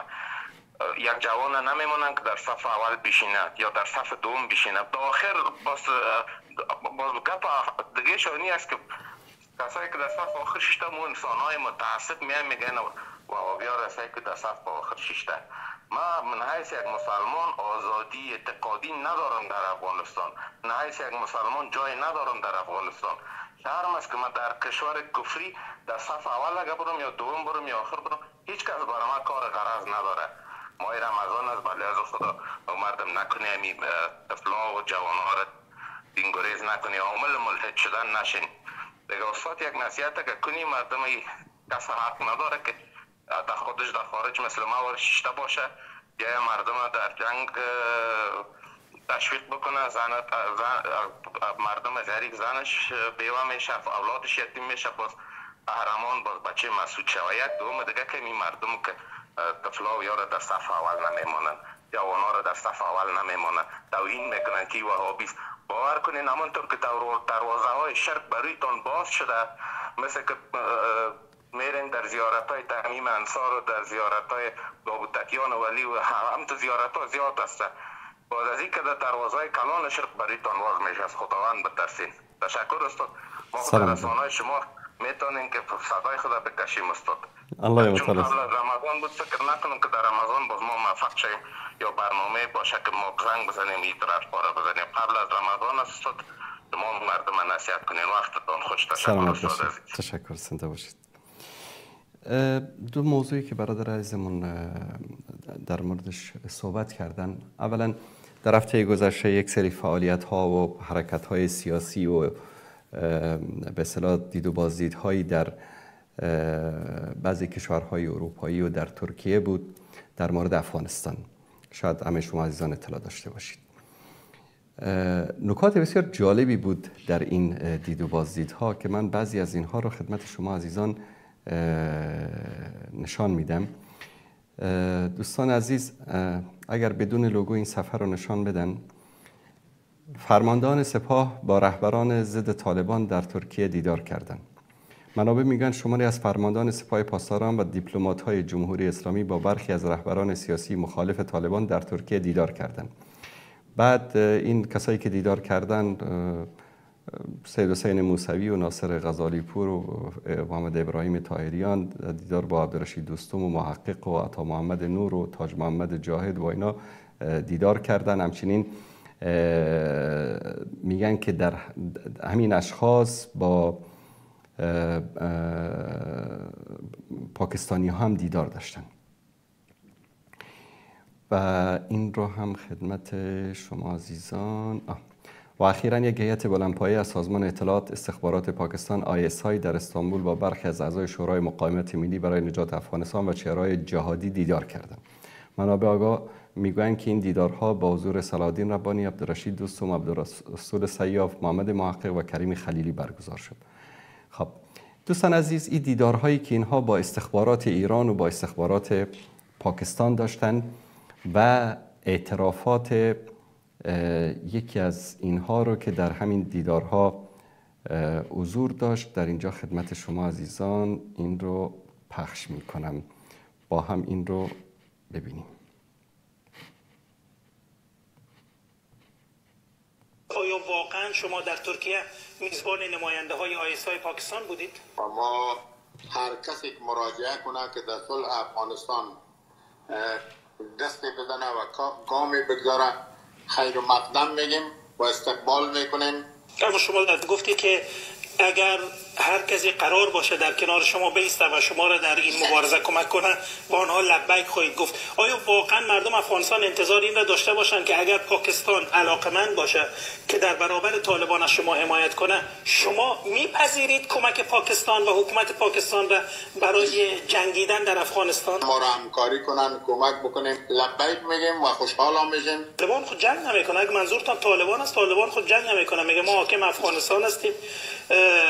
قدرت افغانستان را به زور جهاد خود در 20 سال از خارجی ها و مزدوران خارجی ها، عملا میگن مزدور، کافر میگن، مزدور کافران، استقلال افغانستان رو به دست آوردیم. ما حاکمان امروز افغانستان هستیم، جنگ هم نمی کنیم، سلاح هم نداشتیم، از پشت شما به ترکیه و نمیدانم به تاجیکستان هم نامدیم، ما صرف در جغرافی افغانستان هستیم، شما سلاحتان از زمین بانید. اونا جنگ به این خاطر کردن، به همون دلیلی که شما 40 سال پیش جنگ کردید، صرف که گفته شوروی کفر است و باید بیرونش کرد، عین دلیل اونا هم دارن و میگن که خب 40 و چند کشور نامشروع در حکومت افغانستان نقش داشتن و در جغرافی افغانستان حضور نظامی داشتن، ما جنگیدیم که اونها رو بیرون کنیم. تقریبا هم استدلال 40 سال پیش شما رو دارن، اما شما امروز چرا با اونا کنار نمیایید؟ چرا شما سلاح برداشتید دیگه؟ یعنی یک گروهتان در تاجیکستان سلاح برداشته به نام جبهه مقاومت، یک گروه دیگه به نام جبهه آزادی و یک شورای نجات مقاومت ملی مردم افغانستان هم در استانبول و یک بخش دیگه شان به نام شورای صلح هست که شما و دیگران هستید در اون. ما وقتی که جنگ کردیم در مقابل یک تجاوز، وقتی که تجاوز شکست خورد، ما دیده که سلاح خود تسلیم کردیم. یک بخش تاریخی یا شما پاک کردید یا ما در اشتباه تاریخی هستم. شما گفتید ما در برابر قشون سرخ شوروی جهاد کردیم و بعد وقتی که اون خارجی ها رفتن طلای خود به زمین ماندیم. این یک بخش بزرگ تاریخ که شما در برابر یکدیگر ایستادید، بعد از اینکه شوروی رو خارج کردید برادرکشی رو راه انداختید در افغانستان، هزاره پشتون هزاره، تاجک ازبک تاجک، 20 سال مکمل یکدیگر رو کشتید. اینی تاریخ رو پاک نکنید دیگه آجسه. خب دوستان، حرفای بی‌معنی اینها هست. فقط همینقدر رو میخواستم شما از زبان خودشان بشنوید که اگر به یاد داشته باشید حدود سال 2013-14 همین موقع بود که داد و بیداد اینا برآمده بود، عطا محمد نور از یک طرف و دیگه از یک طرف و وقتها انتخابات و این سر صدا بود. گفتم اینا فاحشه‌های سیاسی هستن، همینایی که به نام جبهه آزادی و جبهه مقاومت و جبهه فلان و نور و نمیفهم سیاف و اینا همه فاحشه هستن، فاحشه‌های سیاسی. اینها به اندازه پست و ذلیل هستن که هر کسی که، هر انسانی که، هر جنایتکاری که به اینها کمک بکنه، به اینها فرصت بده، دین و ناموس و عزت و شرف و وطن و همه چیزشان رو با او میفروشن. اینا فاحشه هستن، فاحشه‌های سیاسی. هدفشان هم نه آرامی افغانستان است، نه آرامی ملت است، نه حکومت است، نه سیاست است، هیچی نیست. هدفشان شکمشان است و ما تحت شکمشان. میخوان پس به همون دورانی برگردن که هر کدامشان چند صد جریب زمین رو گرفته بودن، برای خودشان قصرها ساخته بودن، فحشا، فساد، مال مردم خوردن، غصب زمین، غصب حقوق مردم، هر شری رو هر کدامشون برای خودشان به اسم خودشان کنه و ثبت کرده بودن. از گمرکات اینا حق میگرفتن، از مردم اینا باج میگرفتن. اینها دوباره حالا جمع شدن در ویانا و نمیدونم در استانبول و در فلان و الان در دامن آیسا اینا سقوط میکنن، در دامن استخبارات ایران و سپاه پاسداران اینا سقوط میکنن، با غرب و شرق اینها معامله میکنن. برای هر کسی که به اینها پول بده، به اینها کمک بکنه یا به اینا امیدواری بده که اینا دوباره به افغانستان حاکم میشن، اینا حاضر هستن که عزت و شرف و ناموس و وطن و دین و وجدان و همه چیز خودشون رو بفروشن. اینا انسان‌های پستی بی غیرتی هستن که باور کنید تاریخ افغانستان امثال اینها رو، یعنی باور کنید من گاهی اوقات به این نتیجه میرسم که همان رهبران کمونیست افغانستان خیلی با شرفتر از این رهبرای خائن و وطن فروش ما بودن که امسال در دامن پاکستان سقوط میکنن. ببینید که سال آینده در دامن یک دشمن دیگر سقوط میکنن. برای اینها هیچی مهم نیست. اینها در غم ملت نیستن. اینا اگر در غم ملت می بودن 20 سال اینا فرصت داشتن. 20 سال همه دنیا با همه امکاناتش پشت سر اینها وایستاده بود. اینا چیکار کردن؟ چند تا شفاخانه ساختن، چند تا پل ساختن، چند تا جاده ساختن، چند تا شهر را آباد کردن، به کی خدمت کردن، چند تا بیمار رو بردن اینها علاج کردن، دست چند فقیر و مستمند و بیچاره رو گرفتن. بلکه مردم به خاطر یک موبایلش در زمانی که اینها بودن کشته میشد در کابل، در افغانستان، در پایتخت افغانستان. پس به این بیشرف هایی که امروز یکیش آمده یک حکومت درست کرده در انگلستان، دیگرش یک حکومت درست کرده در آمریکا، یکی دکتر فرید یونس رئیس جمهور حکومت جلای وطن شده و یکی دیگرش آمده در یک جای دیگر رئیس جمهور شده. اینا فقط هدفشان چی است؟ که جمع کنن مردم رو فریب بدن، 4 قران به جیبشان بزنن، چون که الان اینا عادت کردن با اون عیش و عشرتی که در افغانستان داشتن. در افغانستانی که ملت تحت فقر زندگی میکرد، اینا زندگی هایی داشتن در کابل و در مراکز ولایت ها که باور بکنید که پادشاه ها نداشتن. اینها دوباره میخوان همون چیز دوباره برای خودشان زنده بکنن، چون با اون وضعیت عادت کرده بودن و الان هم تقریبا 4-5 سال شده که پولایی رو که با خودشان دزدیده بودن، آورده بودن، خرج شده، تمام شده، الان پولشان ته کشیده. الان دنبال فرصت هستن که چطور باز دوباره یک 4 قران جمع بکنن برای عیاشی و خوشگذرانی خودشان، که ان شاء الله مردم افغانستان فریب این فاحشای سیاسی، این دجالان، این دروغگویان، این خائنین به دین، خائنین به وطن رو نخواهند خورد. این به این معنی نیست که بعضی مردم شاید الان فکر بکنن حتما تو میخوای از امارت اسلامی و از طالبان طرفداری بکنی. والله بالله تالله که در مسئله طرفداری از اونها نیست، اما اینها رو ما آزمودیم. مسئله ما میگه آزموده را آزمودن خطاست. رسول الله صلی الله علیه و سلم میفرمایند که مؤمن از یک سوراخ 2 بار گزیده نمیشه. ملت ما از سوراخ اینها که 1000 بار گزیده شدن. خداوند شر اینا را از سر مردم افغانستان کم بکنه. در مورد اینکه در مساجد، ببینید ما در روایت داریم که یک مرد اعرابی آمد در گوشه مسجد در زمان رسول الله صلی الله علیه و سلم، شروع کرد به ادرار کردن. اکرمکم الله. صحابه شمشیر را کشیدن، میخواستن حمله کنن، لتو پارش بکنن. پس هیچی نگو. کارشو که تمام کرد، صحابه را امر کردن برید اونجا رو بشورید. بس صداش کردن بیا اینجا بشین. به لطف خوش، به اخلاق بهش گفتن این عملی که تو انجام میدی اینجا جایز نیست. این مسجد است، مکان عبادت است، در اینجا باید وضو بگیری، خودتو تمیز بکنی، بعد با طهارت وارد این مکان بشی. طرف از بس که خوشش آمده بود گفت یا الله، فکر کنم در همین روایت هست که گفت یا الله من و محمد رو وارد جنت بکن و غیر از من و محمد هیچ کسی دیگری رو وارد جنت نکن. طلبای کرام، علمای افغانستان، حنفی هستی، متعصب هستی، صوفی هستی، هر چی که هستی، پیرو پیامبر که هستی صلی الله علیه و سلم، آیا پیامبر با کسی که در مسجد ادرار کرد طوری رفتار میکنه که تو با کسی که پیروی از سنت پیامبر میکنه؟ رفع الیدین کردن هم سنت است. بگو سنت نیست.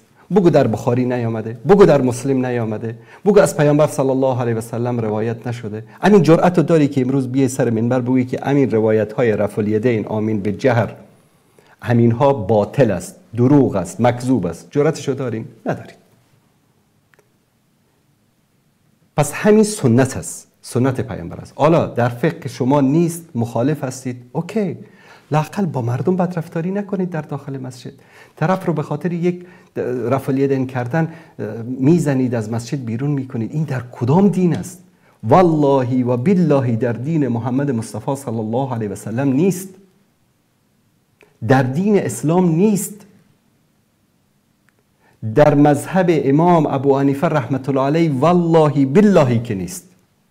اگر هست نشان بدید که کسی از بزرگان مذهب حنفی گفته باشه که اگر کسی بر اساس فقه شافعی، مالکی، حنبلی یا با رفع الیدین یا با آمین جهر در مسجد شما نماز خواند، شما رو بزنید از مسجد بیرون بکنید یا با او توهین بکنید. وانگهی کی گفته که این مسجد از شما هست؟ این خانه خداست، مسجد بیت الله هست. این المساجد لله، مساجد از آن الله متعال است. والله آن مردی که، آن پیرمردی که، آن عالمی که، آن خادم مسجدی که کودکان را از مسجد بیرون میکنه، والله بالله تالله در نزد الله سبحانه و تعالی فردا ای رو نگه میدارند. و همون کودکانی که به خاطر رویه بد و زشت تو از مسجد بیزار شدن، در روز قیامت در پیشگاه الله سبحانه و تعالی خواهند گفت اینها مسئول بودن که ما مرتد شویم، اینها مسئول بودن که ما ملحد شویم، اینها مسئول بودن که ما از اسلام بیزار شویم، اینها مسئول بودن که ما از مسجد بیزار شویم. نجم الدین اربکان رحمت الله علیه یک جمله بسیار زیبایی داره، میگه هر وقت در مسجد در وقت نماز جماعت سر و صدای کودکان رو در مسجد نشنیدید، برای آینده امت اسلام نگران باشید. اون کودکی که امروز در مسجد میاد بازی میکنه، ما نمیگیم این کارها درست است، جواز بدیم بگیم آب باید تربیت شود، باید نصیحت شود، باید گفته شود. اما اگر کودکان در مسجد نباشند یعنی چی؟ یعنی نسل آینده شما در مسجد نخواهند آمد. مردم را از خانه الله سبحانه و تعالی بیزار نکنید. با دین و سنت الله سبحانه و تعالی مبارزه نکنید. بدرفتاری با کسی که وارد مسجد میشه در ذمت الله سبحانه و تعالی است. با مهمان الله سبحانه و تعالی بدرفتاری نکنید. والله این دینی که شما دارید اجرا میکنید دین رسول الله صلی الله علیه و سلم نیست. در مسجد چرا با یک نمازگزار، حالا به هر شیوهی که نماز خواند، ولو که اشتباه کرد، علم داری، نمازش که تمام شد برو پیشش، سلام علیکم. علیکم السلام، خوب هستین؟ بخیر هستین؟ الحمدلله. برادر، همین عملی که شما انجام دادید مخالف سنت است، به این دلیل، به این دلیل، به این دلیل. من در یک از برنامه گفتم، در روز جمعه بود، 2 تا 3 تا جوانی بودن در صف جلوی من، جوانهایی که اصلا به چهرهاشو نگاه میکردی فکر نمیکردی که اینا اهل مسجد باشن. آمده بودن در مسجد داشتن خطبه گوش میکردن، در اثنای خطبه با کنار دستش صحبت میکرد، یک تبسمی هم میکرد. نمیفهمه، جهل است، کسی نگفته بهش. در جامعه بزرگ شده که این مسائل گفته نشده. نماز که تمام شد از مسجد که بیرون رفتم، سلام علیکم. علیکم السلام. با زبان خودشون باشون صحبت کردم. گفتم اجازه میدی یک چیزی رو بهت بگم؟ گفت بفرمایید. خیلی هم خوشحال شد. با تبسم رو ببین، رسول الله صلی الله علیه و سلم فرمودن که در اثنای خطبه نباید ما صحبت بکنیم.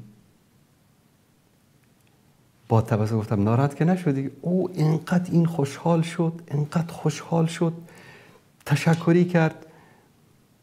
اینطوری باید رفتار کرد با مردم.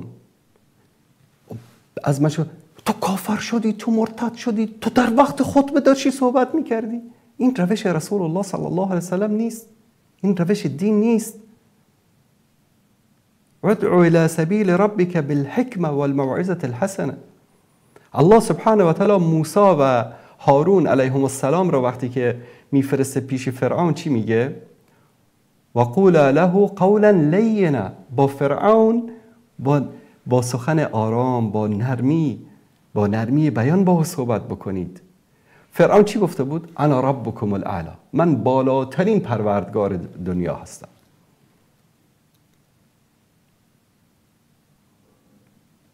الله متعال به موسی و فرعون میگه با او اینطوری صحبت بکنین. و ملای ما مردم را از دین بیزار میکنه. من یک شخصی بود فاسق، فاجر، بی دین، نماز نمیخونید. سببش رو پرسیدم، باور به خدا بکنید سببش سیلی که امام مسجد در سن 7-8 سالگی به این زده و این رو از مسجد بیرون کرده. امروز طرف ملحد است، فاسق است، فاجر است، میگه اون سیلی رو من فراموش نخواهم کرد. من از اون دینی که امام مسجدش به من سیلی زد بیزارم. این انسان فسقش، فجورش، اعمال زشتش، بی خداییش، بی دینیش، گناهانش فردا در نامه اعمال کی نوشته میشه؟ در نامه اعمال همون امام مسجدی که به ناحق این رو یک سیلی زده. تو کسی که مردم رو سیلی میزنی؟ تو کسی که مردم رو از خانه خدا منع میکنی؟ اینا خودشون رو خدا درست کردن بعضی هایشون. الله المستعان. بیننده عزیز سلام علیکم، بفرمایید.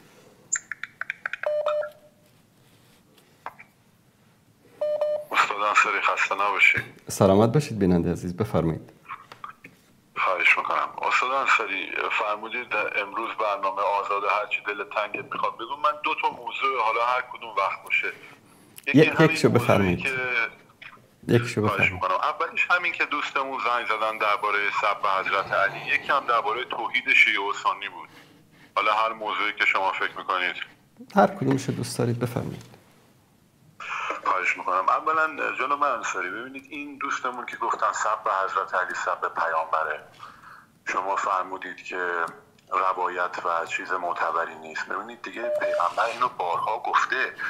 شما همون قدیر خم رو هم که اگه به طرز برادران سنیمون شما برداشت کنید، وقتی میگه دشمنی با علی دشمنی با منه، دیگه سب بلند اگه دشمنی نیست که. حالا جناب انصاری صحابه، حالا مشخصا معاویه از سب گذشته به جنگ رسیده، یعنی دیگه اگه جنگ زده سب دهه. ببینید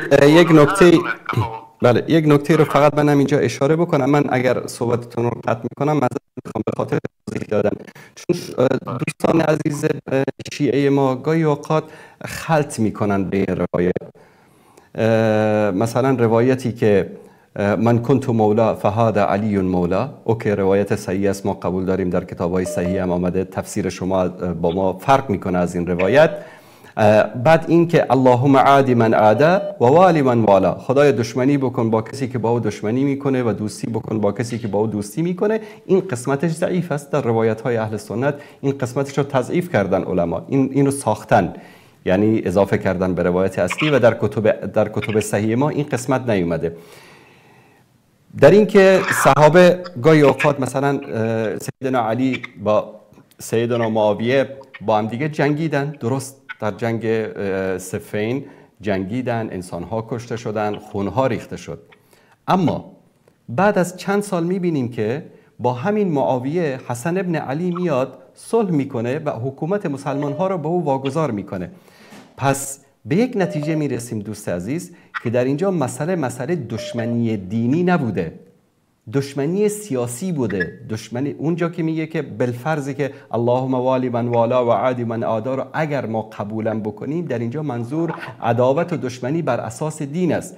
بله منم میگم که اگر کسی که علی ابن ابی طالب رضی الله تعالی عنه رو به خاطر اینکه داماد پیامبر بود، اولین نوجوانی که مسلمان شده بود، به خاطر اینکه در بدر و در احد و در غزوات داغ بر دل مشرکین نهاده بود، به خاطر شجاعتش، به خاطر دفاع از اسلامش، به خاطر اینکه همسر فاطمه زهرا رضی الله تعالی عنها است، با او عداوت و دشمنی داشته باشه، خداوند او رو در دنیا و آخرت لعنت بکنه. اما گاهی اوقات عداوت و دشمنی ها به خاطر برداشت های سیاسی، به خاطر اختلافات اجتماعی، به خاطر این مسائل هم میتونه باشه. الان مثلا شما در خود بین شیعیان آیا نداری که دو تا شیعه با هم دیگه عداوت داشته باشن، گاهی اوقات هم دیگه رو فحش بدن، اما دو تاشون شیعه هستن، شاید در دو تاشون مرجع تقلید هم باشن؟ بفرمایید. ببینید جناب انصاری عزیز، اینی که شما میفرمایید دشمنی باید حتما بر اساس مسائل دینی باشه تا ما حساب بکنیم بر حساب حدیث پیامبر. در قدیر خم برادران سنی اعتقاد دارن اصلا علت قدیر خم اختلافی بود که بین حضرت علی و صحابه در قضیه جمع آوری غنایم یمن رخ داد. پس حتی اگه ما حرف شما رو که الان فرمودید و ملاک قرار بدیم، اصل خطبه قدیرم بر مبنای استدلال اهل سنت قرار بدیم، پیغمبر سر مسائل اجتماعی و مالی که پیش اومده بوده بین صحابه اینو گفتن، نگفتن به خاطر مسائل دینی.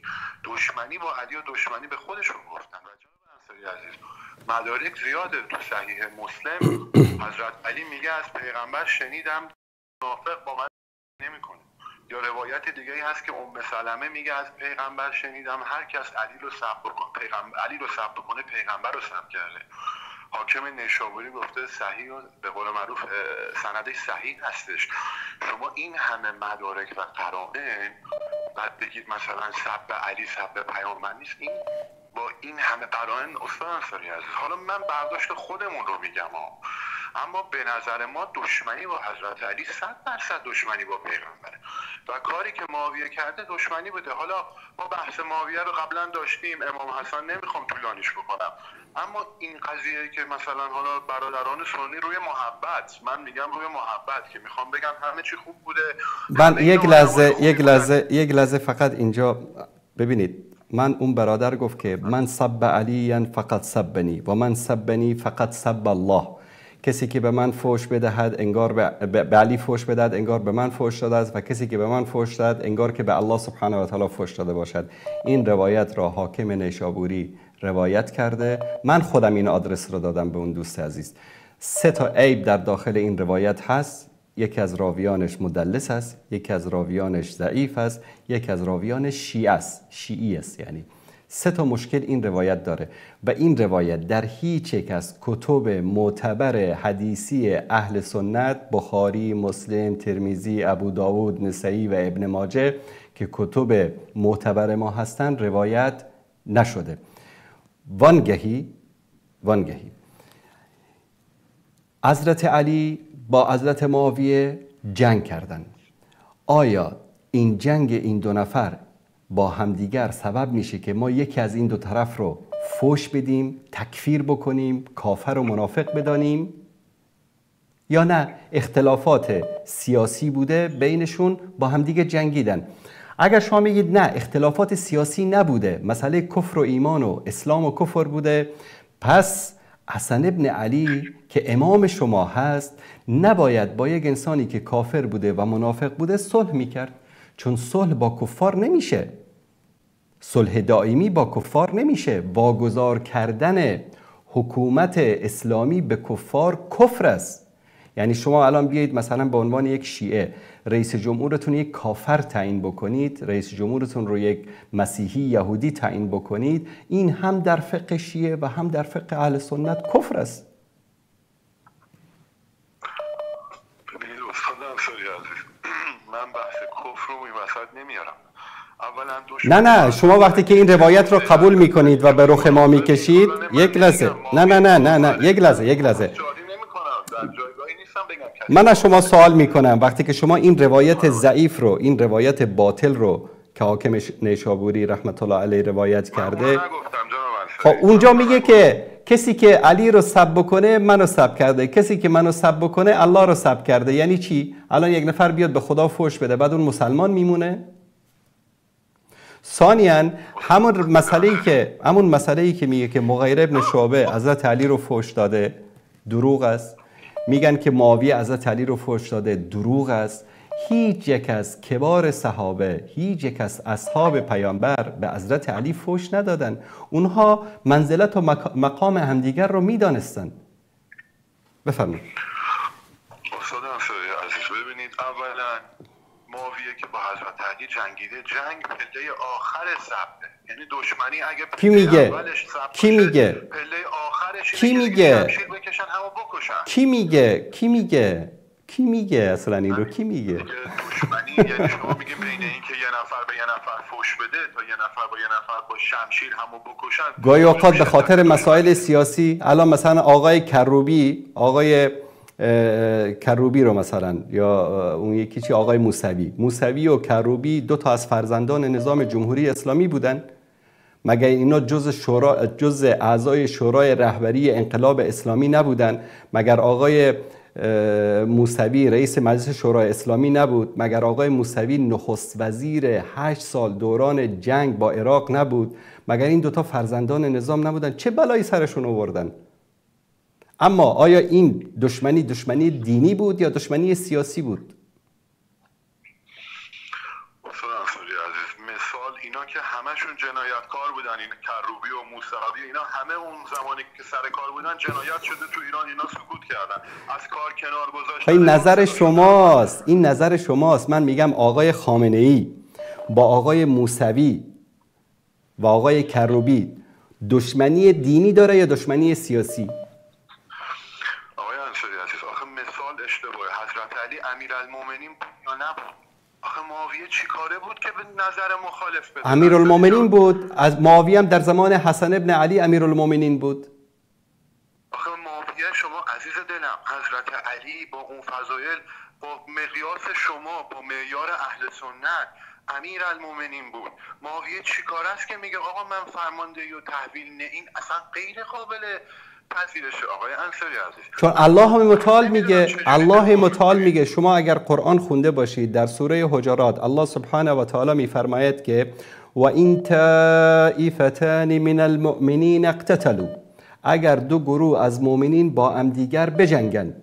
معنیش این است که الله خودش اقرار میکنه که 2 تا گروه مؤمن امکان داره بر اساس اجتهاد و اختلافات سیاسی با هم دیگر بجنگند و راه حلش هم گفته در ادامه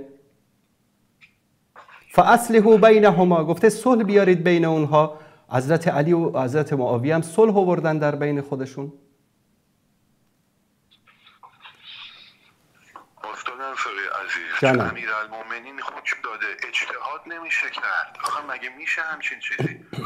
وقتی که حضرت علی به عنوان امیرالمومنین، اصلا شما قدیر خم، هارون به موسی، حدیث ثقلین، همه اینا فراموش. بابا امیرالمومنین یه فرمانده رو از 70 تا جایی که فرمانده بوده گفته پاشو بیا فرمانده جدید بیاد، شورش کرده، برق کرده، جنگ کرده. من یک چیزی به شما بگم دوست عزیز.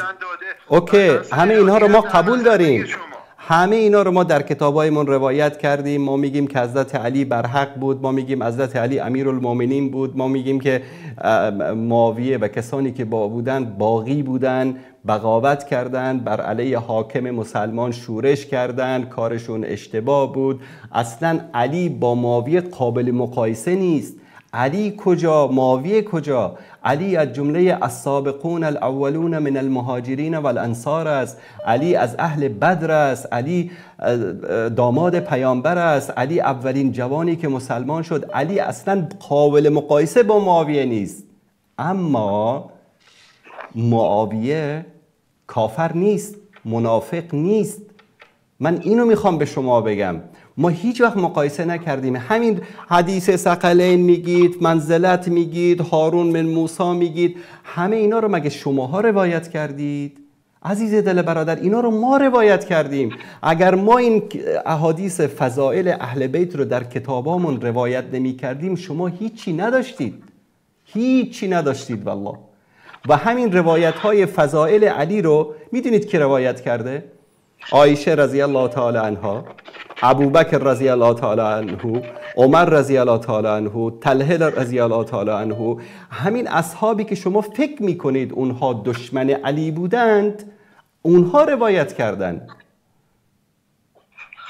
استاد انصاری عزیز، ببینید من نگفتم خلفای راشد و ام المؤمنین دشمن علی بودن، اختلاف داشتن با هم. بحث اونا با معاویه فرق داره آقای انصاری. چه فرق داره؟ معاویه آخه بابا اولا معاویه نه جایگاه خلفای راشد و ام المؤمنین رو داره. بعدم آقای انصاری عزیز، آخه معاویه چی کاره بوده که جلو امیرالمومنین اونجوری؟ اینی که شما میگی ما قبول داریم خب خیلی خوبه، ولی این یک به قول معروف حالا این که شما قبول دارین این یک مسئولیتی رو برای شما داره. اینی که شما بگین ما اینا رو قبول داریم، بعدم معاویه رضی الله عنه تو بهش. عزیز دلم دیگه یه موقع آب روغن جمع نمیشه، اینا با هم جمع شدنی نیست. والله من میترسم که آب و روغن با هم جمع بشه. من میترسم که آب و روغن با هم جمع بشه، حضرت علی و حضرت معاویه دست به دست هم وارد بهشت بشن. من و تویی که به خاطر دروغ‌های 4 تا مورخ کذاب و دروغگو به جان هم دیگر افتادیم، من و تو بریم تو اسفل السافلین والعیاذ بالله. انشالله که حالا این که شما میگید انشالله که ما تو جهنم نریم. حالا انصاری جان من میگم من خیلی پافشاری نمی کنم، قول معروف مردم قضاوت میکنن. البته حالا تو صحیح بخاری هم روایت هستش درباره ای که حالا شما میگین این معنی صبر نمیده، معاویه داره به سعد میگه چی شده، که حالا اونم ادامه نمیدیم. ما همین کلمه نه ادامه بدید، ما از این چیزا اصلا هراس نداریم، ادامه بدید. حضرت معاویه در زمانی بود که مردم در شام و اطراف شام، گفتم نواصب، الله متعال لعنتشون بکنه، الله متعال نواصب و روافض رو لعنت بکنن. نواصب کسانی که با اهل بیت دشمنن و روافض کسانی که با صحابه دشمنن. معاویه تعجب کرد چی شد که تو سب نکردی علی را یا دشنام ندادی مانند نواصب. ایشون اومد فضایل حضرت علی رو بیان کرد. آیا معاویه رد کرد؟ شما فکر کنین تصویری که شما از معاویه کشیدید، تصویری که شیعه از معاویه کشیدن، یک انسان خشن، ظالم، دیکتاتور، ستمگر، با این فیلم هایی که درست کردن در مجلسش کسی نمیتونه نفس بکشه. طرف سعد میاد در اونجا 1 ساعت سخنرانی میکنه. اگر حدیث رو کامل بخونید، در کتب ماست، حدیث رو کامل بخونید 1 ساعت سعد میاد فضایل علی رو میگه. آیا یکیش هم معاویه انکار میکنه؟ نمیکنه. مگر معاویه نمیتونست گردن سعد رو بزنه بگه برو بابا تو اونجا اومدی دشمن منو داری تعریف میکنی؟ معاویه اقرار میکرد به این فضایل علی، هیچ مشکلی هم نداشت. ثانیاً من این رو میخوام خدمت شما عرض بکنم برادر عزیز. الله سبحانه و تعالی در قرآن کریم میفرماید که و نزعنا ما فی صدورهم من غل، از اون غل و کینه‌ای که در دلهایشان بوده اون رو از دلهای اونها پاک کردیم. از دلهای کی پاک کرده؟ از دلهای صحابه، از دلهای کسانی که در دنیا با همدیگر مشکل داشتن، کینه داشتن، عداوت داشتن، اما مؤمن بودن. اخوانا علی سرر متقابلین، مانند برادران روبروی هم دیگه در تختها در بهشت نشستن. ما چرا بیایم به جای اونها قضاوت بکنیم، خط و نشان بکشیم برای اونها؟ تشکر از شما برادر عزیز. خواهش می‌کنم. استاد انصاری من یه جمله دیگه بگم و رفع زحمت. بفرمایید. اینی که شما الان فرمودید که معاویه به سعد میگه چی شده، ببینید آقای انصاری حالا این تفسیر شما الان مثلا به یه نفر میگی یه کاریو انجام بده، میای میبینی انجام نداده، بهش میای میگی بیا اینجا ببینم چی شده اون کارو انجام ندادی. این توی اون فضای جنگی که میونه حضرت علی و معاویه و اون دشمنی که بوده، این حرف معاویه در واقع حالت اینه که داره به سعد میگه چی شده اون کاری که قرار بود انجام بدی و ندادی، که حالا نه این نه فضایل حضرت علی رو ما منعک ان تصب ابا تراب، چی شده که این کارو انجام ندادی، ما منع چه چیز مانع شد. نه این تفسیر شماست، تحریف نکنید حدیث رو دوست عزیز. نه یعنی آیا درسته که من چون چشم من ضعیف هست من بگم که والا این که جلوی من دوربین نیست تنه درخت به نظر میاد؟ خب این اشتباهه برادر عزیز. آخه داره میگه چی شده که حالا آقای انصاری این موضوع، من یه سوال چی شده نمیگه، ما منعک چه چیز مانع شد که تو سب بکنی علی، سب نکنی علی رو، میگه فضایلش رو بیان میکنه. آیا معاویه رد کرد؟ رد نکرد. اما این که میگه چی شد این کارو نکنی، من از شما یک سوال میپرسم، مثلا من از شما یک سوال میپرسم. الان شما مثلا یک آقایی وجود داره تو کوچه شما، تو محله شما، که هی به پدر شما علیاذ بالله زبانم لال فوش میده. آیا بعد از فوت پدرتون شما میرید با ایشون دوستی بکنید؟ نه دوستی هم که امام حسن نکرده دیگه. امام حسن بنده خدا اختیار امت اسلامی رو به دست معاویه داده، بگید که دوستی نکرده؟ ناچار شده دیگه، وقتی نمیتونه دیگه وایسه به جنگ شکست میخوره دیگه. پیامبرم ناچار بود، در احد شکست خورد، در مکه هیچ کی رو نداشت، اما الذين يبلغون رسالات الله و یخشونه ولا یخشون احدا الا الله، کسانی که رسالت الهی را میرسانند فقط از الله میترسند، غیر از الله از کسی دیگر نمیترسند. امام رسالت الهی داره، به قول شما باید میترسید؟ تشکر از شما برادر عزیز. امامتشون ادامه دادن. حالا من یه سوال توحید اجازه بدید از شما بکنم. میخوام والا خیلی طولانی شد سوال توحید را، اگر بذارید برای برنامه بعد. یالا بفرمایید، حالا شبهه‌ای نمانه تو دل شما. بفرمایید. خواهش من. ببینید استاد انصاری عزیز، این قضیه توحید که میشه گفت بزرگترین اختلاف بین شیعه و سنیه، یه مقدار قضیه که من میخوام حالا صادقانه از شما بپرسم اینو که یاد بگیرم. ببینید نسبت به اگه ما قرآن رو بخوایم معیار قرار بدیم، با توجه به قرآن اون چیزی که اهل سنت به ظاهر میگن نزدیکتر به توحید هستش. یعنی غیر از خدا رو صدا نزن، از غیر از خدا چیزی نخوا. تا اینجا وقتی که قرآن رو میخونی میبینی، پس حالا مثلا یه نگاه هم به شیعه میندازی میبینی از نظر به قول معروف تکنیکی قرآن حرف اهل سنت در این زمینه درسته.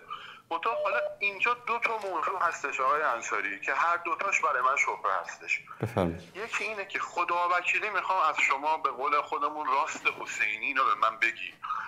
اینی که شما میگی از خدا بخواب و جز خدا و صدا نزن که تو قرآن اومده، من خودم شخصا قبول دارم چون تو قرآن اومده.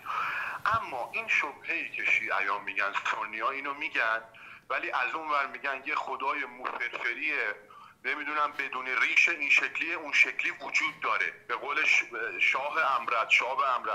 اینو اول دوست دارم بدونم. اگه این حرفا دروغه که حرف سنی‌ها با قرآن مطابق به قول معروف تطابق بیشتری داره و درست میگن، اما اگه به همچین خدایی هم پشتش اعتقاد داشته باشن، این دیگه توحید از نظر من خیلی مشکل پیدا میکنه. و یه موضوع دیگه هم که دوباره موازی همین هست اینه که اون چیزی که سنی‌ها میگن شاه امرد و اگه ما دروغ بدونیم، اون چیزی که سنی‌ها دارن میگن با توجه به تکنیک قرآن درست‌تر به نظر میاد، حتی عقلانی تر هم به نظر میاد، اما این معنی شرک شیعیان رو نمیده.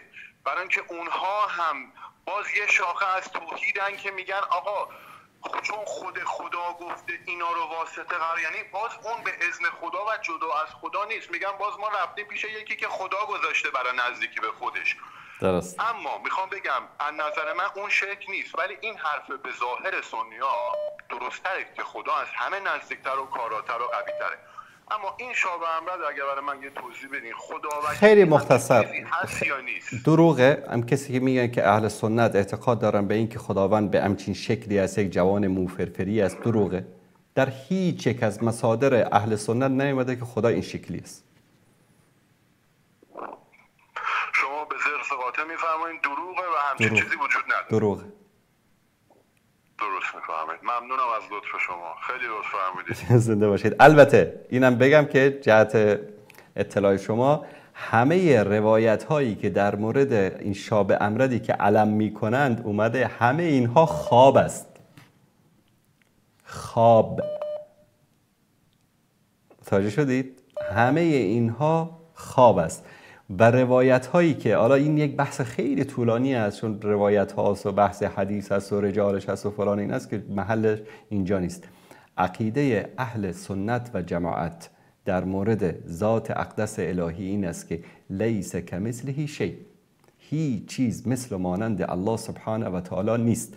ما مانند شیعیان اسما و صفات الله سبحانه و تعالی رو انکار نمی کنیم. به طور مثال یک مثال میزنم، چون گفتم این بحث خیلی بحث طولانی است. به طور مثال الله متعال در قرآن میفرماید ید الله فوق ایدیهم، دست الله بالای دست آنهاست. اهل سنت چی میگه؟ میگه که الله سبحانه و تعالی دست داره. درست؟ اما دست الله سبحانه و تعالی مانند دست من نیست. لیس کمثله شیء. دستی داره که لایق عزت و جلال و مقام و منزلت الله سبحانه و تعالی است. عده‌ای اومدن هم فرقه‌هایی هستن در بین اهل سنت و شیعیان عموما اینو تعبیل کردن، گفتن در اینجا منظور از ید الله قدرت الله است.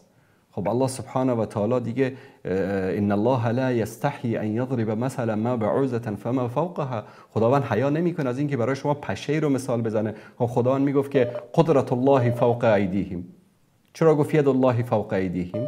ما قائل به صفات الله سبحانه و تعالی، سمع است، بصر است، ید است، همه چیز هستیم، منتها نمانند دست من، نمانند دست شما، نمانند چشم من، نمانند چشم شما، لیس کمثله شیء، هیچ چیز مثل مانند الله سبحانه و تعالی نیست.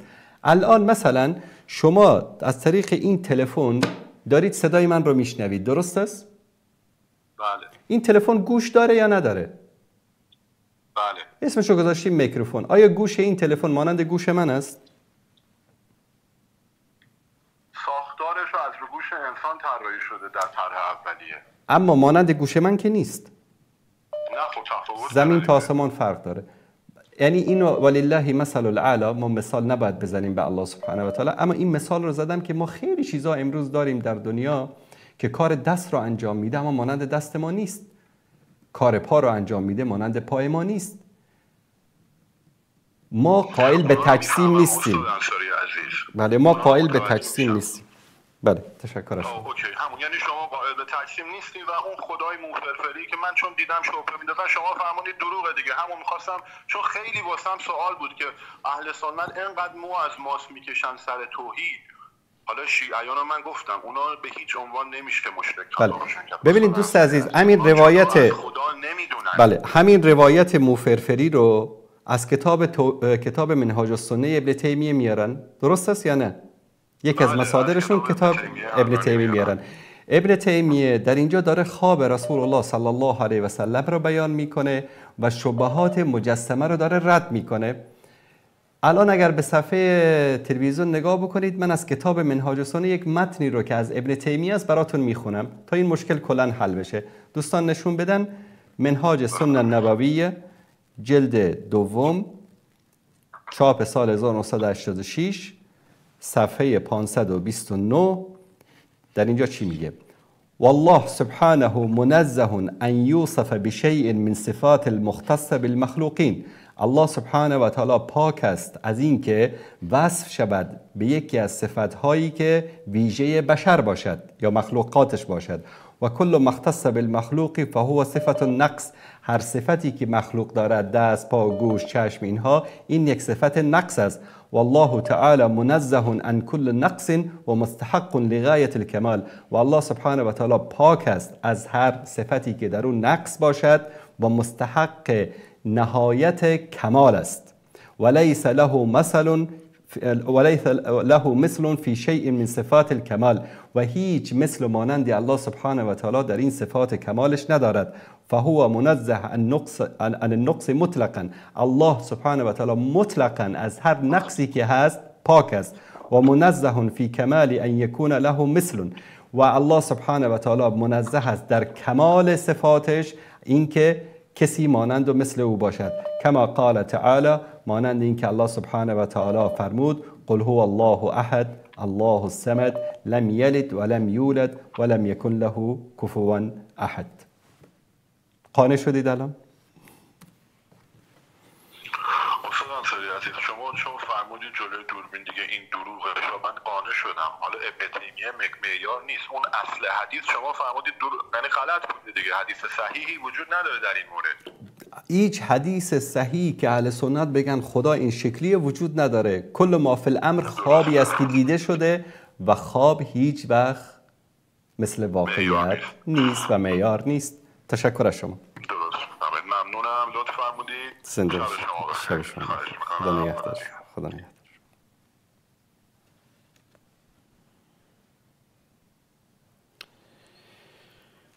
بیننده عزیز سلام علیکم، بفرمایید. بله سلام علیکم استاد محترم، خوب هستید؟ ان شاء الله بخیر هستید. سلامت باشید، زنده باشید، بفرمایید. بخیر باشین. استاد چند سوال داشتم بود میتونم که مختصر برام جواب بدین. یکی همین بود استاد محترم که قبل از پیامبر رسیدن حضرت محمد صلی الله علیه و سلم حضرت بی خدیجه میگن که تجارت میکرد و این یک از اندیوالان پرسید که چی رقم که در اون زمان که بود دخترها رو زنده به گور میکرد، حضرت بی خدیجه چی رقم تجارت میکرد و دیگه یکی از سوال من بود که در زمان سلیمان علیه السلام تخت بلقیس که انتقال داده بود جن انتقال داده بود یا انس دیگه؟ نه جن نه انس، نه جن نه انس. خب درست است. از طریق چی پس انتقال وقتی که این سوالات بعضی سوالات دوستای ما پرسان میکردن، ما گفتم از شما پرسان کنیم که چی رقم. بله، سوال اولتون این بود که چون دخترها رو زنده به گور میکردن پس حضرت خدیجه چرا تجارت میکرد؟ زنده به گور کردن دخترها صفت کل عرب نبود. متوجه شدید؟ در مکه خانواده‌ای زندگی میکردن که به اینها میگفت، اینا رو دینشان میگفتن که دین ابراهیمی.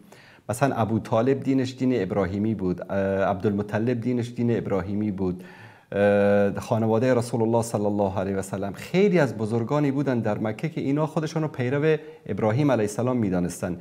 مانند ابو جهل مثلا نبودن، مانند ابو لهب نبودن، کسان اینطوری بودن و همه خانواده ها و همه قبایل این کار رو نمی کردن. تعداد اندکی این کار رو انجام میدادن. یعنی این یک چیز عام نبود که همه عرب میرفتن دختران خودشون رو زنده به گور میکردن. این درست نیست. و در مورد این که در خود سوره اللهم صل علی سیدنا محمد که در قرآن کریم که ذکر میکنه مسئله چیز رو، من این رو برای شما من این رو برای شما بیارم. متاسفانه این قرآن ما امروز درست باز نمیشه. از جن چی گفت؟ از جن کسی گفت که وقال افریت من الجن انا آتیک به قبل ان تقوم من مقامک. یکی از جنها گفت که من میارم قبل از این که تو از جایت چی بشی؟ بلند بشی. اما کسی که در نزد او، این رو الان از اینجا برای شما بیارمش،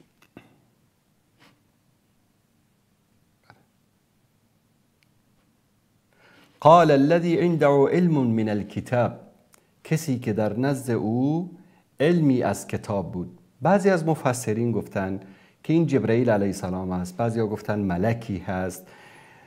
المهم جن و انس نکردن این رو. شما اگر در همین سوره اگر که بخوانید، اینجا در آیه 39 حرف جن رو نقل میکنه، در آیه 40 کسی که در نزد او علم کتاب است. بعضی از مفسرین گفتن که جبرئیل علیه السلام بوده. تشکر از شما.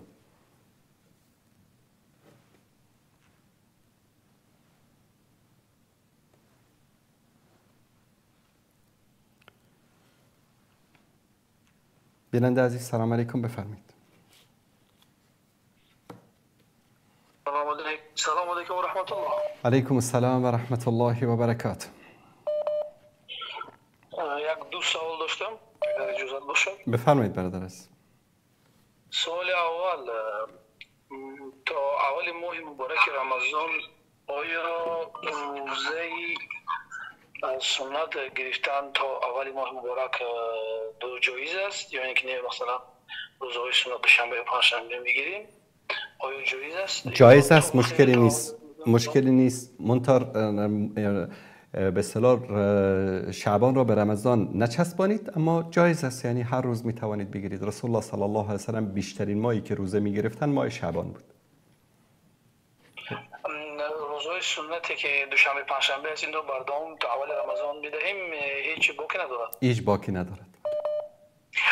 سوال دوم این که صبح کدام وقت ما باید بحث کنیم خوردن رو؟ یعنی ما فهمیده بودن که 1 ساعت پیش از نماز بامداد باید که دیگر روزه بگیری و چیزی دیگر نخوری. مثلا بله، بعضی از علما خواستن، بعضی از علمای مذهب حنفی احتیاطاً میگن نیم ساعت 45 دقیقه 1 ساعت قبل از اذان، اما طبق حدیث صحیح و اقوال جمهور علما خوردن و نوشیدن تا موقعی که اذان میدهد هیچ مشکلی ندارد.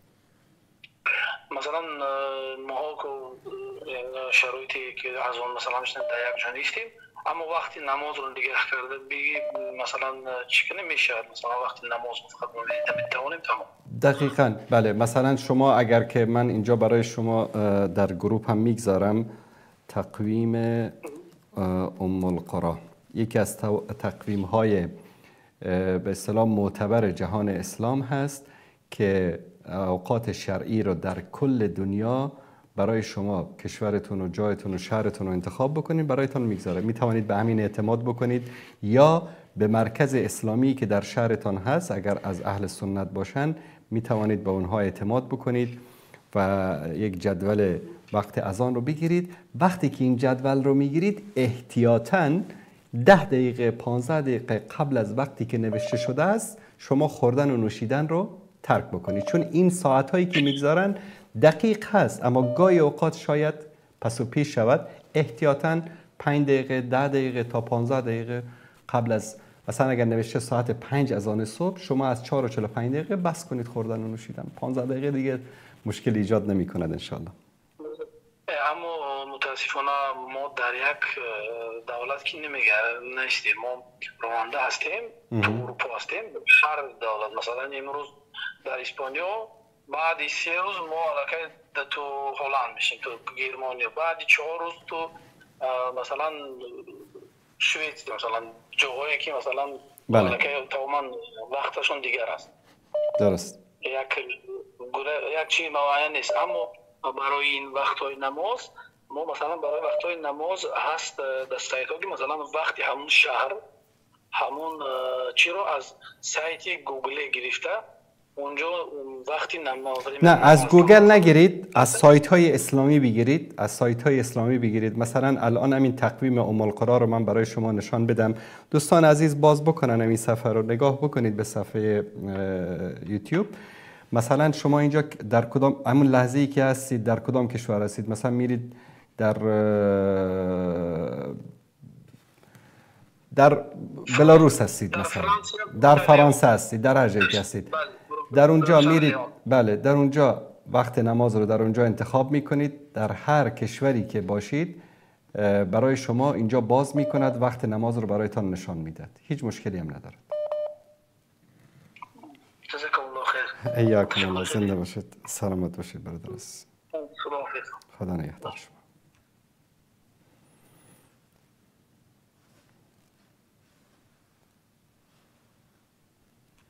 بله سلام علیکم، بفرمایید. السلام علیکم و رحمت الله استاد عزیز. علیکم السلام و رحمت الله و برکاته. بسیار خوشحال شدم که دوباره با شما گفتگو می‌شد. سلامت باشید برادر عزیز. استاد محترم، پیشتر که گفته بودم ترکیه هستم، مسافر هستم. در ماه مبارک رمضان مشکل است روزه گرفتن که کار میکنم. درست. اگر روزه رو بخورم یعنی به عنوان قرض دارم هستم 6-7 سال شده. انشالله اگر خداوند توفیق بده باز وطن که برام بگیرم. و از نظر تراویح هم مسجد زیاد دور نیست، اگر نرم تراویح مثل فرض که نیست، یعنی زیاد مشکل که برام نداره. و سوال سوم هم نماز صبح مریض هستم، هوا هم بسیار سرد است، با تیمم میتونم نماز بخوانم یا نه؟ اگر توضیح بدی بسیار ممنون میشم استاد. باشه چشم، از 3 مورد صحبت میکنم. تشکر از شما. تشکر ممنون. زنده باشید. ببینید روزه گرفتن مادامی که استطاعتش رو دارید روزه گرفته میتونید. الان هم که دیگر ماه رمضان در زمستان هست، هیچ مشکلی نداره، باید روزه بگیرید. کسی که دکتر مسلمان بهش گفته باشه که روزه گرفتن سبب مرگ تو میشه، سبب تشدید بیماری تو میشه، سبب ایجاد مشکلات صحی برای تو میشه و برای تندرستی تو ضرر داره، در اون صورت میتونه روزهش رو بخوره. اگر امید خوب شدن هست قضا بگیره، اگر امید خوب شدن نیست قبل از اینکه رمضان سال آینده بیاد کفاره بده، یعنی برای هر روزش باید 1 نفر مسکین رو طعام بده. 30 روز 30 نفر رو، این میشه کفارش. کسی که مریض است و امکان خوب شدنش نیست.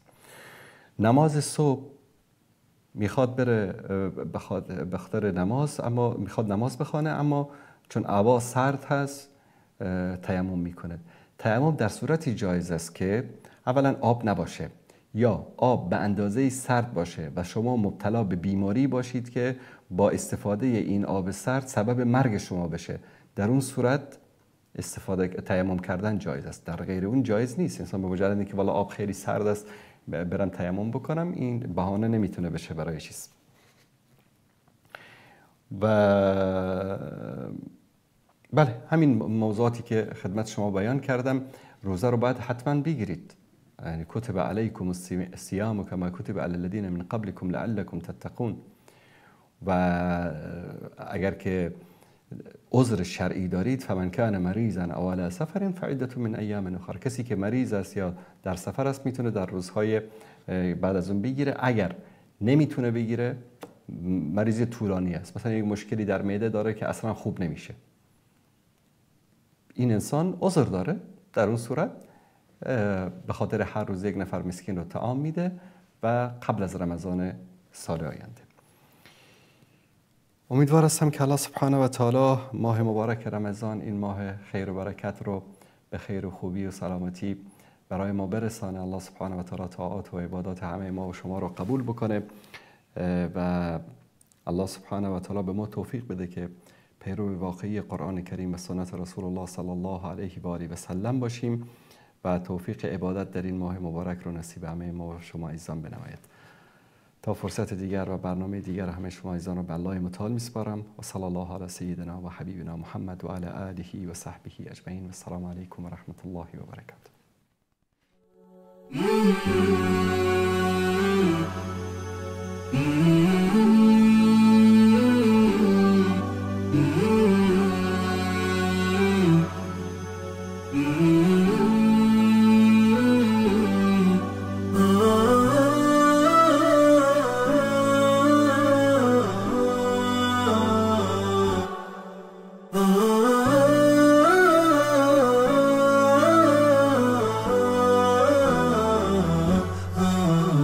نداء الحق صوت قد شجاني